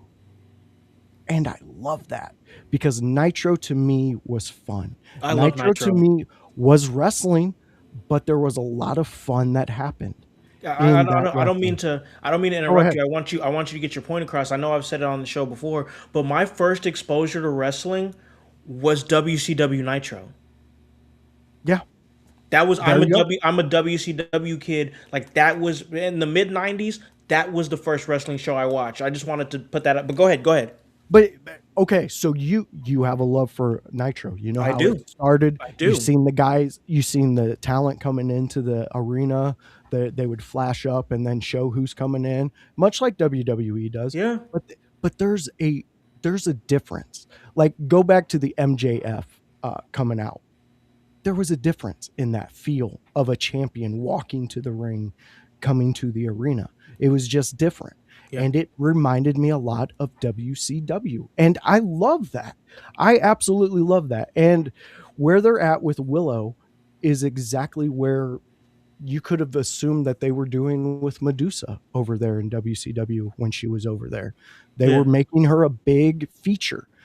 Willow Nightingale, to me, is one of your top women in your division. And the fact that you're playing into that now, thank you. You got me as a fan. Yeah, no, You corrected the wrong. You righted the wrong. Willow Nightingale, in my mind, has top star potential. Top star potential. She's so likable. She's got such great energy, and the woman wrestles her ass off. Like, in my mind, she is AEW's answer to Bayley. That's their parallel. Like, that is AEW Bayley right there. And I'm not trying to say, oh, well, she's like Bayley. No, she's Willow Nightingale. But if I were to put a comparison on it, that's who I see her as, is that shining light in AEW, just like Bayley is that shining light in WWE. That energy, that vibe, that I love this craft, and that's who I am. And I exude so much positive energy, and I give back to the business. Bayley's done it. I think Willow Nightingale has that same love, that same passion, that same energy, but the wrestling styles are completely different. Yeah. Because I love watching Willow Nightingale wrestle, because she reminds me of Bam Bam Bigelow. She reminds me of Vader. She reminds me of Big Van Vader. I love watching a woman of, respectfully, because, I think that Willow Nightingale is a beautiful woman, beautiful, gorgeous woman. So I don't say this in a mean way. I say this in a way that's honest. I'm like, I love the fact that she wrestles the new version of big woman style, which is not like it's the new version now, but back when Big Van Vader and Bam Bam Bigelow were doing it, it was so unique to see somebody of that size move like that. And where, I mean this in the most respectful way, Willow Nightingale's a bigger woman, but she moves around that ring like a much smaller one. Well, and that was the same thing that they said about Bam Bam. The big dude, but he moves around like a fucking 110 pounder. Yeah. A cruiserweight out there. And I agree, because if you go back and you watch Willow's matches, especially the one that she just had with Mercedes. Great match. It's a fantastic match. What I love about Willow is, like, there's a spot in it where Mercedes is going to do a stare spot where Willow's like, she's leaned up against it, and then Mercedes is going to run her knees into her face. Yeah. And you hear, before Mercedes gets there, Willow say, "You better not," and then boom, she gets hit. I fucking love that. Yeah. Because think about it. If this is a fight, which that's what they're trying to present us, it's a fight, you're going to hear that shit in a fight. Yep.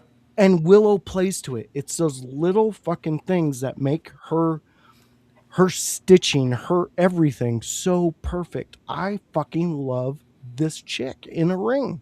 Yeah. She's one of my favorites on the show. Like, this is where AEW was catching me, bro. This is where AEW was catching me. Like, I adore what Willow Nightingale is doing right now. The fact that she has such a unique lane, 2-time TBS champion, first ever women's tag team champion, first woman in the company to hold 2 titles from said company. She's in such a unique lane right now. I love watching what she does. I love watching Kyle Fletcher. I love watching everything Kyle Fletcher does. I love what Mercedes Moné is doing right now. I love MJF being the champion right now. If I can say 4 or 5 things that I like about the show, still critique the things I don't like, but if there's 4 or 5 things I like on the show, you're doing good. You're giving me must-see talent I want to see. I'll pay a ticket to see Willow Nightingale. Exactly. And she's that mesmerizing. That's oh man. Talent like that to where guys, women, any fan of wrestling can go, I want to see more of her. Why am I not seeing more of her? And then for a company to correct that and present her way more, That comment. I love it. That comment from our guy Leon the King. Is it okay for me to say that there's no other woman as interesting as Willow in All Elite right now? It's okay. This is a safe space, bro. You can say that because I agree. Well, he also made another comment that I must have missed it. I could see this. I can see Willow being a huge merchandise seller in WWE. Yeah. I can too, because she has that connectability that everybody's out there looking for. Like, okay, I'm not trying to start any like debate or anything, but if we go back and we listen to what people of color have talked about in wrestling, it's the lack of getting those spots. Yep. It's the lack of being presented in a way that the fans will absorb you. May I add to what you're about to say real quick?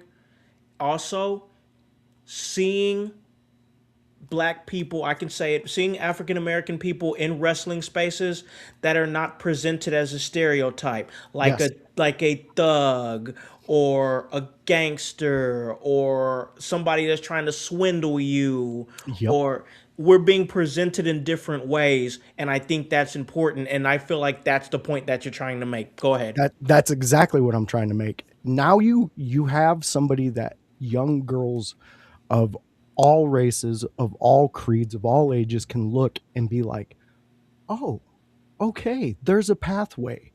And Willow is that. She represents that. She's done things her way.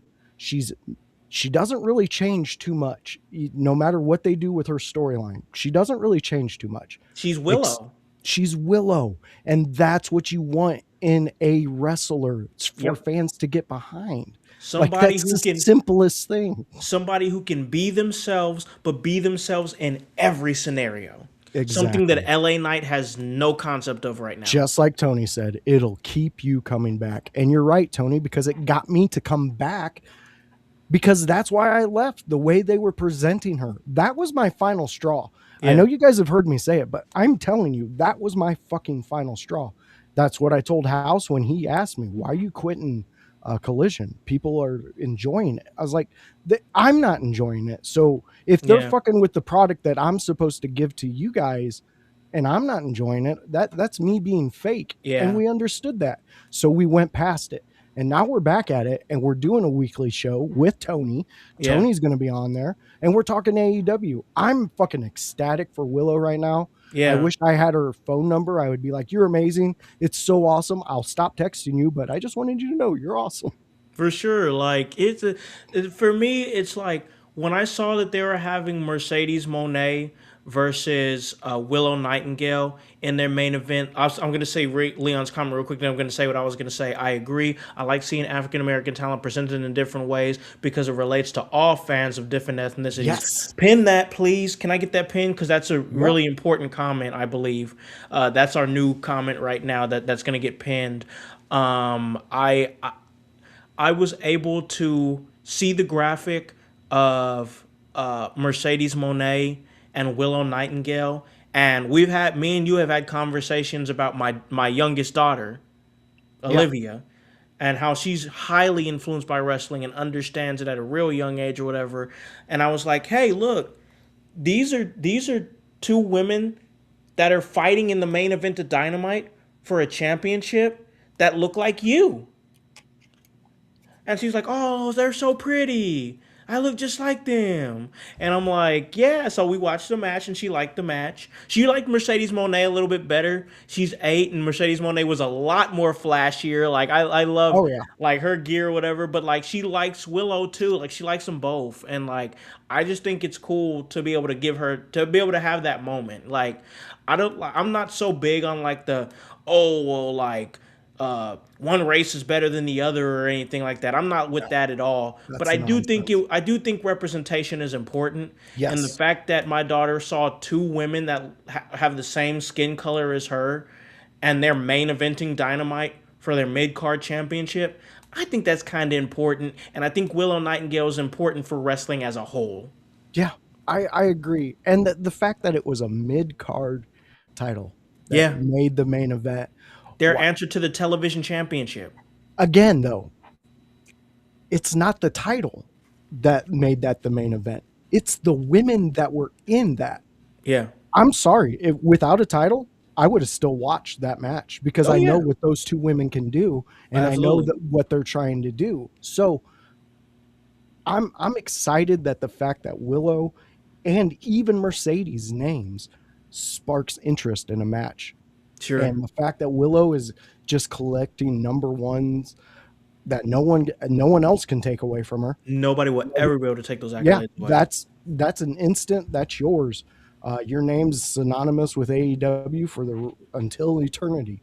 Yep. You know, that's fantastic. And again, I know I've said it 100 times so far, but you brought me back by doing exactly what you just did for this whole past month with Willow. You have slowly brought me back, and this one just cemented it. I'm an AEW guy on Wednesdays.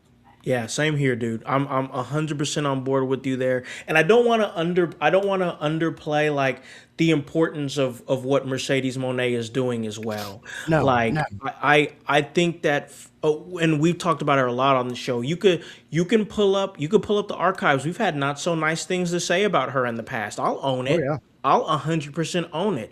But you know what? I think that there was a bigger picture of what she was doing with this championship, and now we're really starting to see it unfold now, for sure. Mercedes will win the AEW championship, and Willow will take it from her down the road. Perfect. That's great. Let's do that. Yeah. Let's do that. I'm okay with that. I have no issue with that. But I think with Mercedes, like, on screen, she's presented herself as selfish. She's presented herself as conniving. She's presented herself as manipulative, as a big leaguer or whatever. But I think behind closed doors, she's doing some things that are really giving back to the business. And like, she's dropping these titles, and at the same time that she's dropping these titles to talent that could benefit. I mean, listen, I was just in a locker room with the lovely Miss Larkin, who says she benefited a lot from having a match with Mercedes Moné. A woman in the business is saying that, bro. This is not a storyline, bro. This is real shit. Like, I know Larkin really well, and that was great for her. And she'll tell you that was great for her. I think Mercedes is doing something very different right now, but I think what she's doing right now is benefiting the business in a lot of different ways. And at the same time, she's going to tell one of the best stories on AEW with this descent into madness. I'm excited. I never thought I'd say this last year, but I'm excited for everything Mercedes Moné is going to do in 2026. I am too. This, what we covered, her descent into madness, things like that. I fucking love it. Mercedes is correcting all of our thoughts of what we thought when she entered this. And that is where you step back. No matter if you like a Mercedes Moné match or not, you have to respect the fact that she's correcting all of what naysayers said about her doing this title. And then you're getting indie people who are like, I benefited so much from her. And that's fantastic. I love it. I'm with you.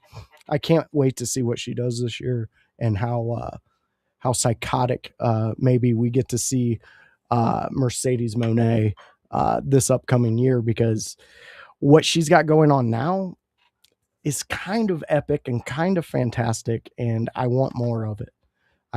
I'm not understanding why a lot more fan bases aren't getting on this. And yes, you guys have seen Howse. He might be having some technical difficulties. Sometimes that happens. So we'll keep it going. While we were talking about Willow and Mercedes Moné, maybe we need to talk about the MJF having number 2 title reign. MJF is doing some fantastic work.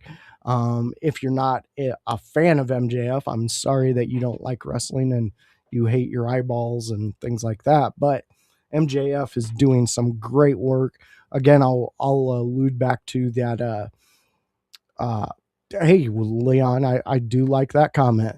Athena and Willow would be golden. I agree with that. Athena, she is definitely somebody to watch and to be a part of seeing what she's doing out there, because she's a goddamn, Athena is good. And Willow together in a match, that's gold. That's a ticket. That's something you want to buy. But back to MJF, we're going to talk about him for a little bit. MJF really setting up some people who might want to beat the living shit out of him. There we've seen MJF walking into AEW proud, big MJF moments, and then coming out to the ring to present his title, which I don't know. I like it. It definitely fits his motif, what he represents, our scumbag, as he's known. So MJF comes out, and then after he gives his rant of what he thinks of everybody, he is met by Hangman Adam Page and Swerve Strickland, where they basically surround his ring, and then security comes out. MJF feels a little safe, but that doesn't stay long, because right after that, the security gets attacked by Swerve and Page as they chase MJF out of the arena. I'm a little mixed. I liked the segment. Totally enjoyed the segment. Thought it was great. But the beatdown that Swerve and Adam gave to the security guards, it was a little much. They beat the hell out of these guys. And it was quite humorous too. It really made you the chain spot. That was fantastic. Sorry guys, I'm dealing with a sickness. But that clothesline from the chain, where they extended the chain as much as the ring, and then they just ran over the security guards. One of the guys, I think in the middle, he kind of took it a little hard, but it was a fun time. Definitely an an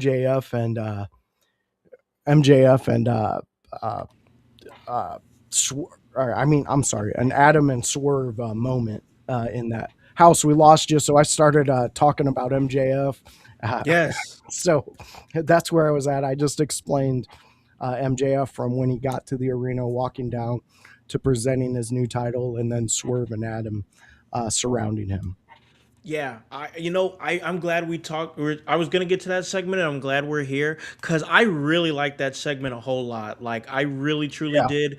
I love the fact that you have MJF. He's just what the company needed right now, with so much going right with AEW right now, and us continuing to cover it. And I got to tell you, man, I'm always looking for when they're going to be around this area, because now that we got that okay, I'm ready to jump into one of their shows, because I'm thoroughly enjoying myself, enjoying what I'm watching.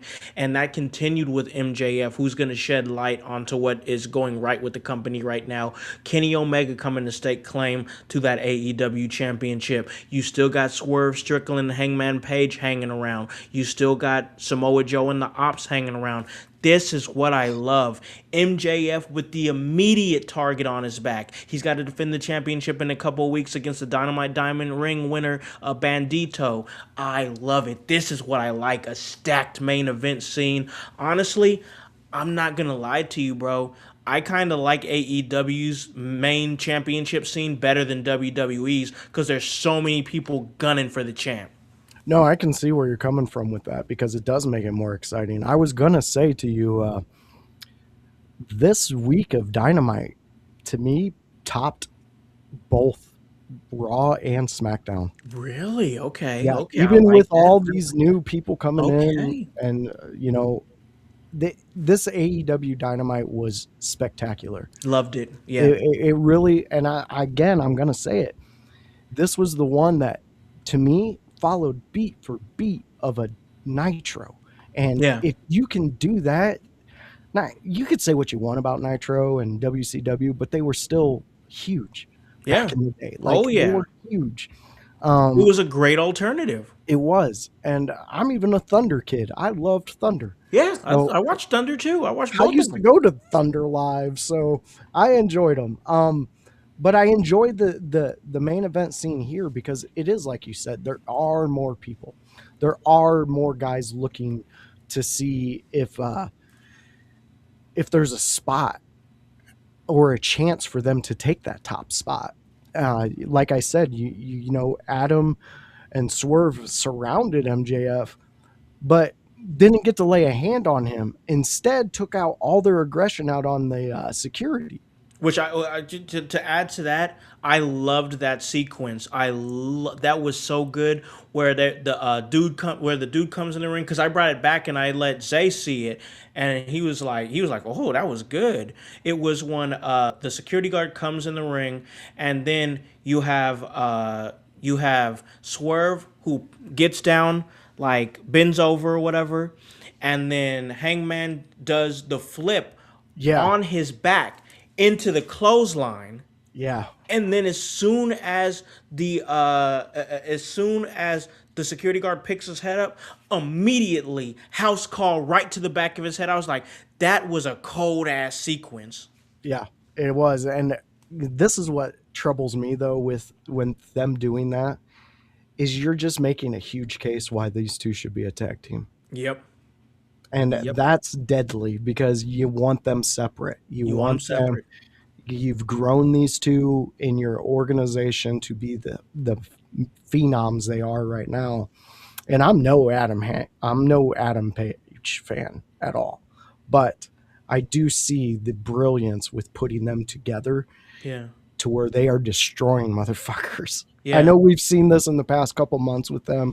They seem to link up every so often for something.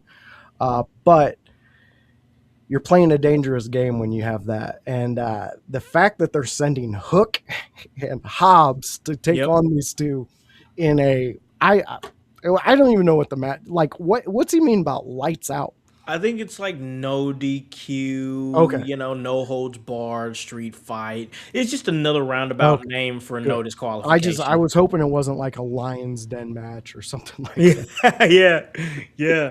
But I'm excited, bro. We're going to talk more AEW on Thursdays because that's our exclusive AEW show. But we did want to really hit the highlights. Before we get out of here and call this a really great episode, I do got to ask you this, because I know that you were a Nitro kid like myself. That's one of the cool things about our friendship, is that we really watched like a lot of the same stuff. Like there's not many people I know that enjoyed WCW and ECW on the level that you did. So I always enjoy that. I know you said you were a Nitro kid. I know you said you were a Thunder kid. But listen, did you enjoy the Power Plant shows?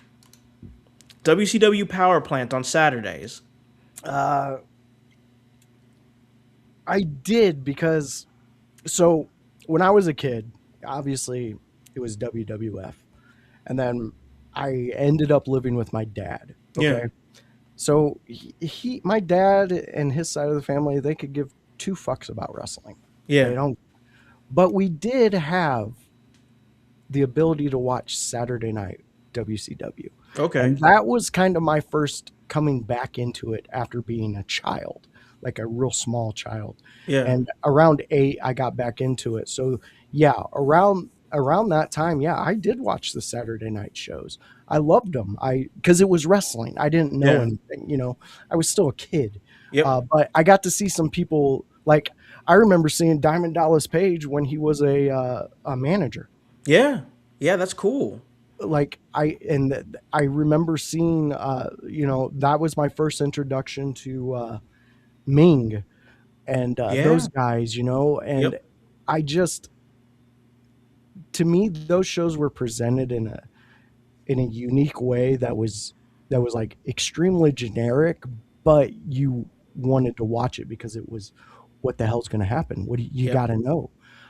So yeah, I did watch them. I'm not going to say that like I watched every single one and No, I no, no, no, no, studied it no. and stuff like that. But yeah, I did. I would say when I could change the channel on my own at that age, that's when I started. It would have been Saturday night's Power Plant Yeah, shows. Power Plant. Yeah. Yeah.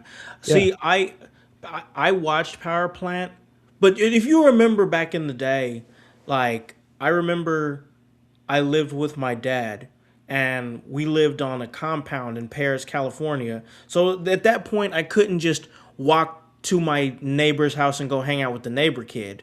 We were Yeah. on a plot of land that was like away. It was on huge acres of land. Like my grandpa invested in, what my papa invested in when he left Nashville. Yeah. And so Saturdays could be pretty boring when you're not at school with your friends or have anything planned or anything. And my dad, he worked third shift, so he'd sleep during the day. So I wasn't really going anywhere on a Saturday. Yeah. And if you remember, Saturday afternoon television was pretty boring. Like there Infomercials. wasn't really anything on Saturday afternoons because that was a time where people were out and about on Saturday afternoons. They're not home, so why put on your best shows? I get it.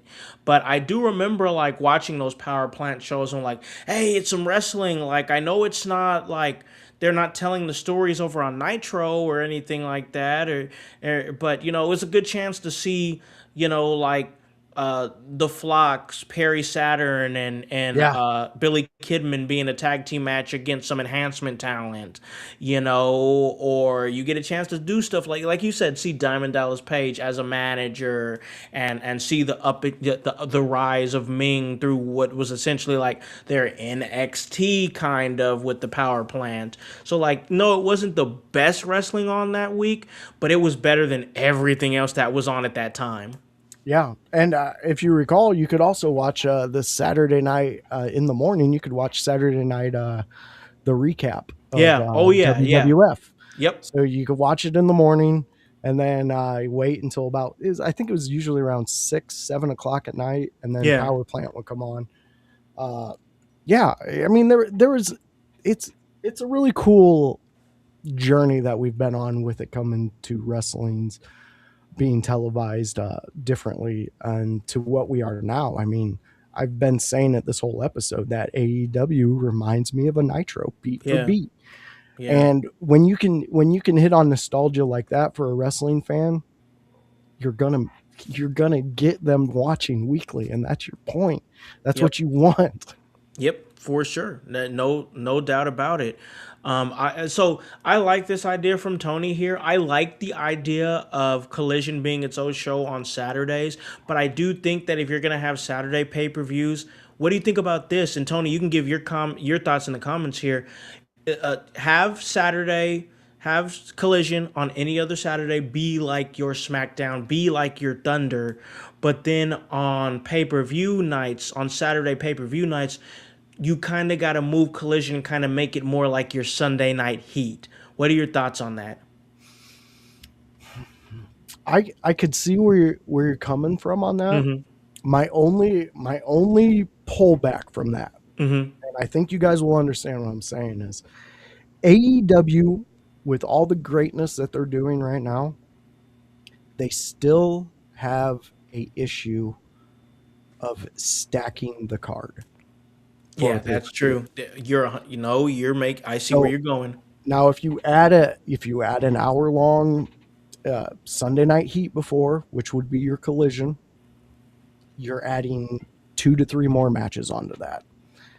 So now, if they have a 9-match card, now you got 12, and now we're all up till 1 o'clock every pay-per-view, and not every fan wants to do that. That's too much wrestling. True. Now, if they slim down some of their matches on the pay-per-view itself, I'm 100% with you on this then. Yes. Because I think that's how you capitalize on it. And it Sunday Night Heat was a thing. It was a legit thing, especially if there was a pay-per-view right after. Get you hooked. Yeah. And you got to see some matches that didn't make it to the pay-per-view. Yep. They did that very well. I will say Sunday Night Heat, I missed shows like that when I miss, right yeah. before a pay-per-view. I'm with you. I'm 100% with you on that. I think Collision could be that if they do what you say, pull back. I honestly think 6-7 match card is the sweet spot for AEW because you have WWE who likes to do 4, 5, sometimes 6 with them. I think anywhere between like 6 and 8. If your selling point is like, hey, we give you more wrestling, like you don't have to give us 12 matches to give us more than what we get in WWE a week. You can give us 6 to 8 really good matches and we'll be like, "Hey, you're the wrestling show." You'll still get that. You know what I'm saying?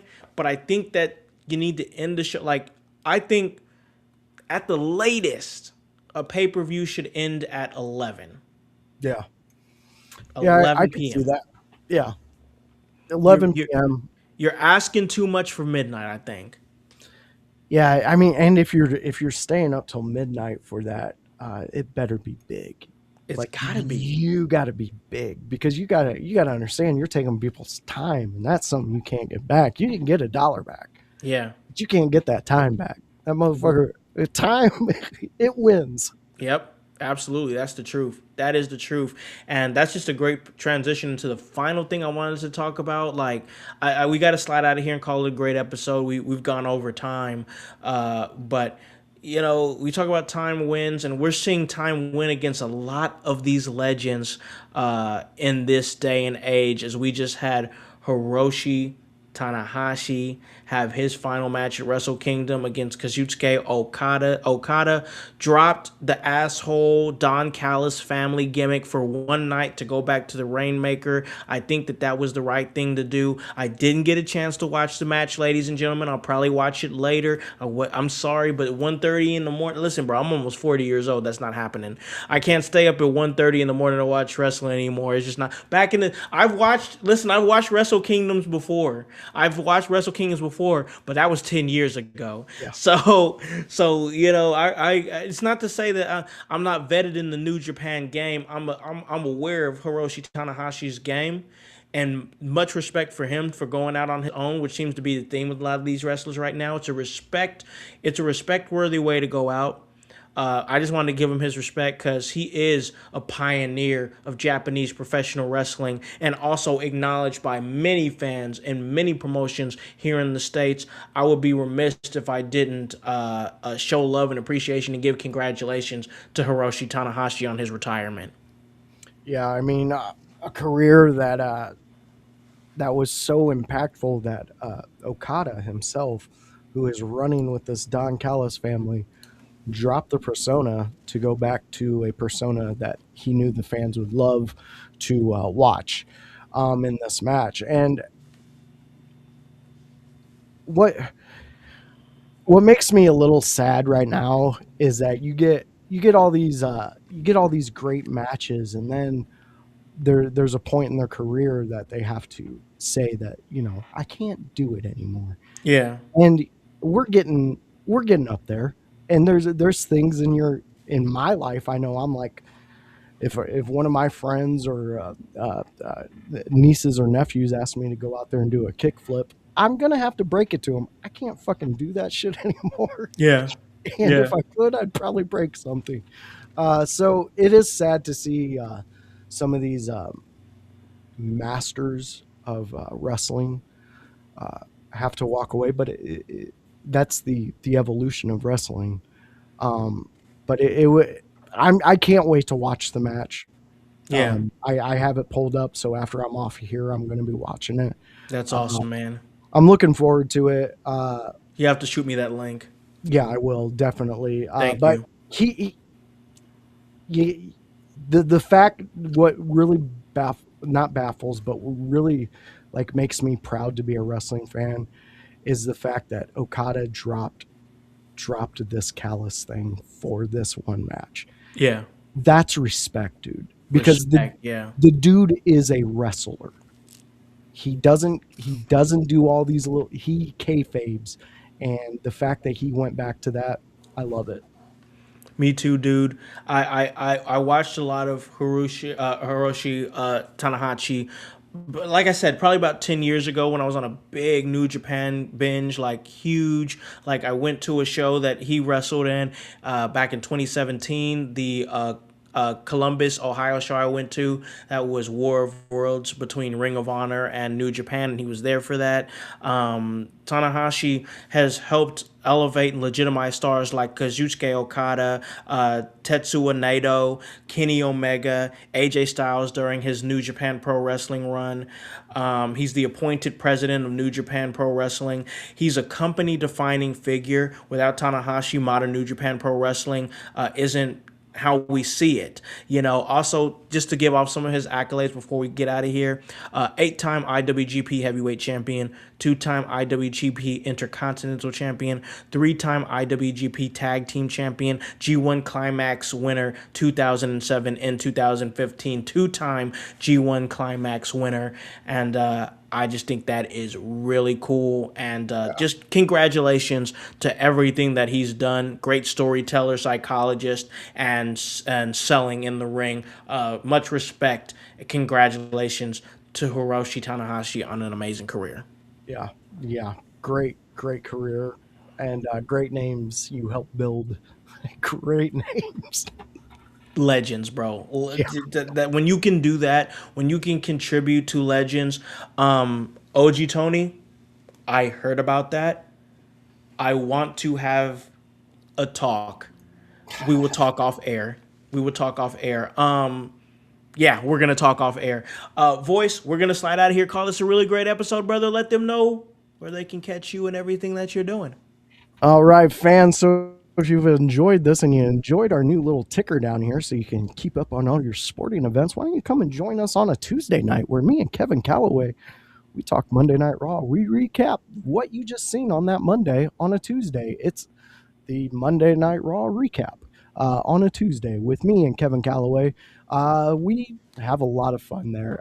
Kevin is he's a treat to set and do a show with, and I can't wait to get back into the studio with him and create some more. So that's the Monday show, and that's on Tuesdays at 6 p.m. Outside of that, there's the Wednesday show. It's the ECW Watch Along with me and Howse. And yes, I know, fans, you're saying, Peacock, they threw everything out. What are you guys going to do? We got you covered. Don't you worry. We will find those matches, and we will keep bringing you that ECW extreme content that you guys have grown to love from us. And that's on a Wednesday at 6 p.m. Outside of that, we are dabbling into the Dynamite. Yeah, it's Dynamite on a Thursday, and it is me and Howse and Tony, OG Tony, where we talk about AEW. We recap what happened on that Dynamite, and we give you our expert insights onto what happened throughout the world of AEW. Tony Gonzalez has been a treat to have on here. Absolute pleasure. OG Tony knows his shit. So if you ever want to come in this comment on a Thursday and talk some shit, OG Tony's going to slap it out your mouth, and we're going to back him up. So join us. That is usually around 6 p.m. on a Thursday. That's where we talk AEW. Outside of that, if you like conspiracies, you like getting weird, you like saying fucked up shit, why don't you come and hang out with me on a Saturday where the voice is going to go down rabbit hole after rabbit hole after rabbit hole. Guess what? The next one I'm going to do, I'm attacking my the guy who owns the businesses I work for on my day job. He's a Don't you get fired, bro. I won't. Well, I won't get Buffett. This is the billionaire Warren Buffett. We're going to deep dive into him and see what real fucked up shit that dude's been about. And I hope you join me. So come join me on a Saturday. That's usually at 8 p.m. It's a conspiracy show. You can have so much fun. Lastly is this beautiful show right here, the House Party. Just do what you just did because you've seen the fun we had. The beginning of the show, you guys were annihilating with the comments all throughout the show. We appreciate it. We love you guys so much. And lastly, I cannot wait for March to get here. Oh, the Squared Circle Expo is going to be fantastic. Yes, man. I am so excited for that. And man, I got to tell you, I am so excited for what we can do in the future. I mean, we've got a lot of great things. Like I said, I got things to talk about off the air, but I'm excited, man. I mean, I just got a chance to, for the first time ever, be lead commentator on my first live streaming show. That's amazing, so cool. And all the stuff that's coming in this year, bro. The expo on March 27th and 28th. Square Circle Expo in Indianapolis. Anything AEW does when they come around this way, we're in there. We're locked in. We can get access. Like, we can do that. An exciting year ahead. I've got so much shows. So many people looking to book me for shows right now. So you're going to see me popping up around the way at some shows. So that's going to be fun too. I was just at a great show last night. And it's just going to be a fun time, man. That's what we're all about here. It's having a fun time. And I'm trying to get the people who are wanting to work out there and let people see what they are doing. I'm proud of what we do here at In Your House, and it's created a lot. So I'm excited for what we do in the future. We're going to keep moving, keep grooving, and keep pushing because it's all about the work, and that's HOWSE, and the W stands for work. So for the returning Hypocrisy Jones, for the voice, Josh Joseph, for the whole team here at In Your House, my name's Alakon the Con Man House. The concept is well, and guys, you need to hop on this bandwagon. Get on or get gone because the household is still going mighty strong. You guys have a great day and a great rest of your week. Peace.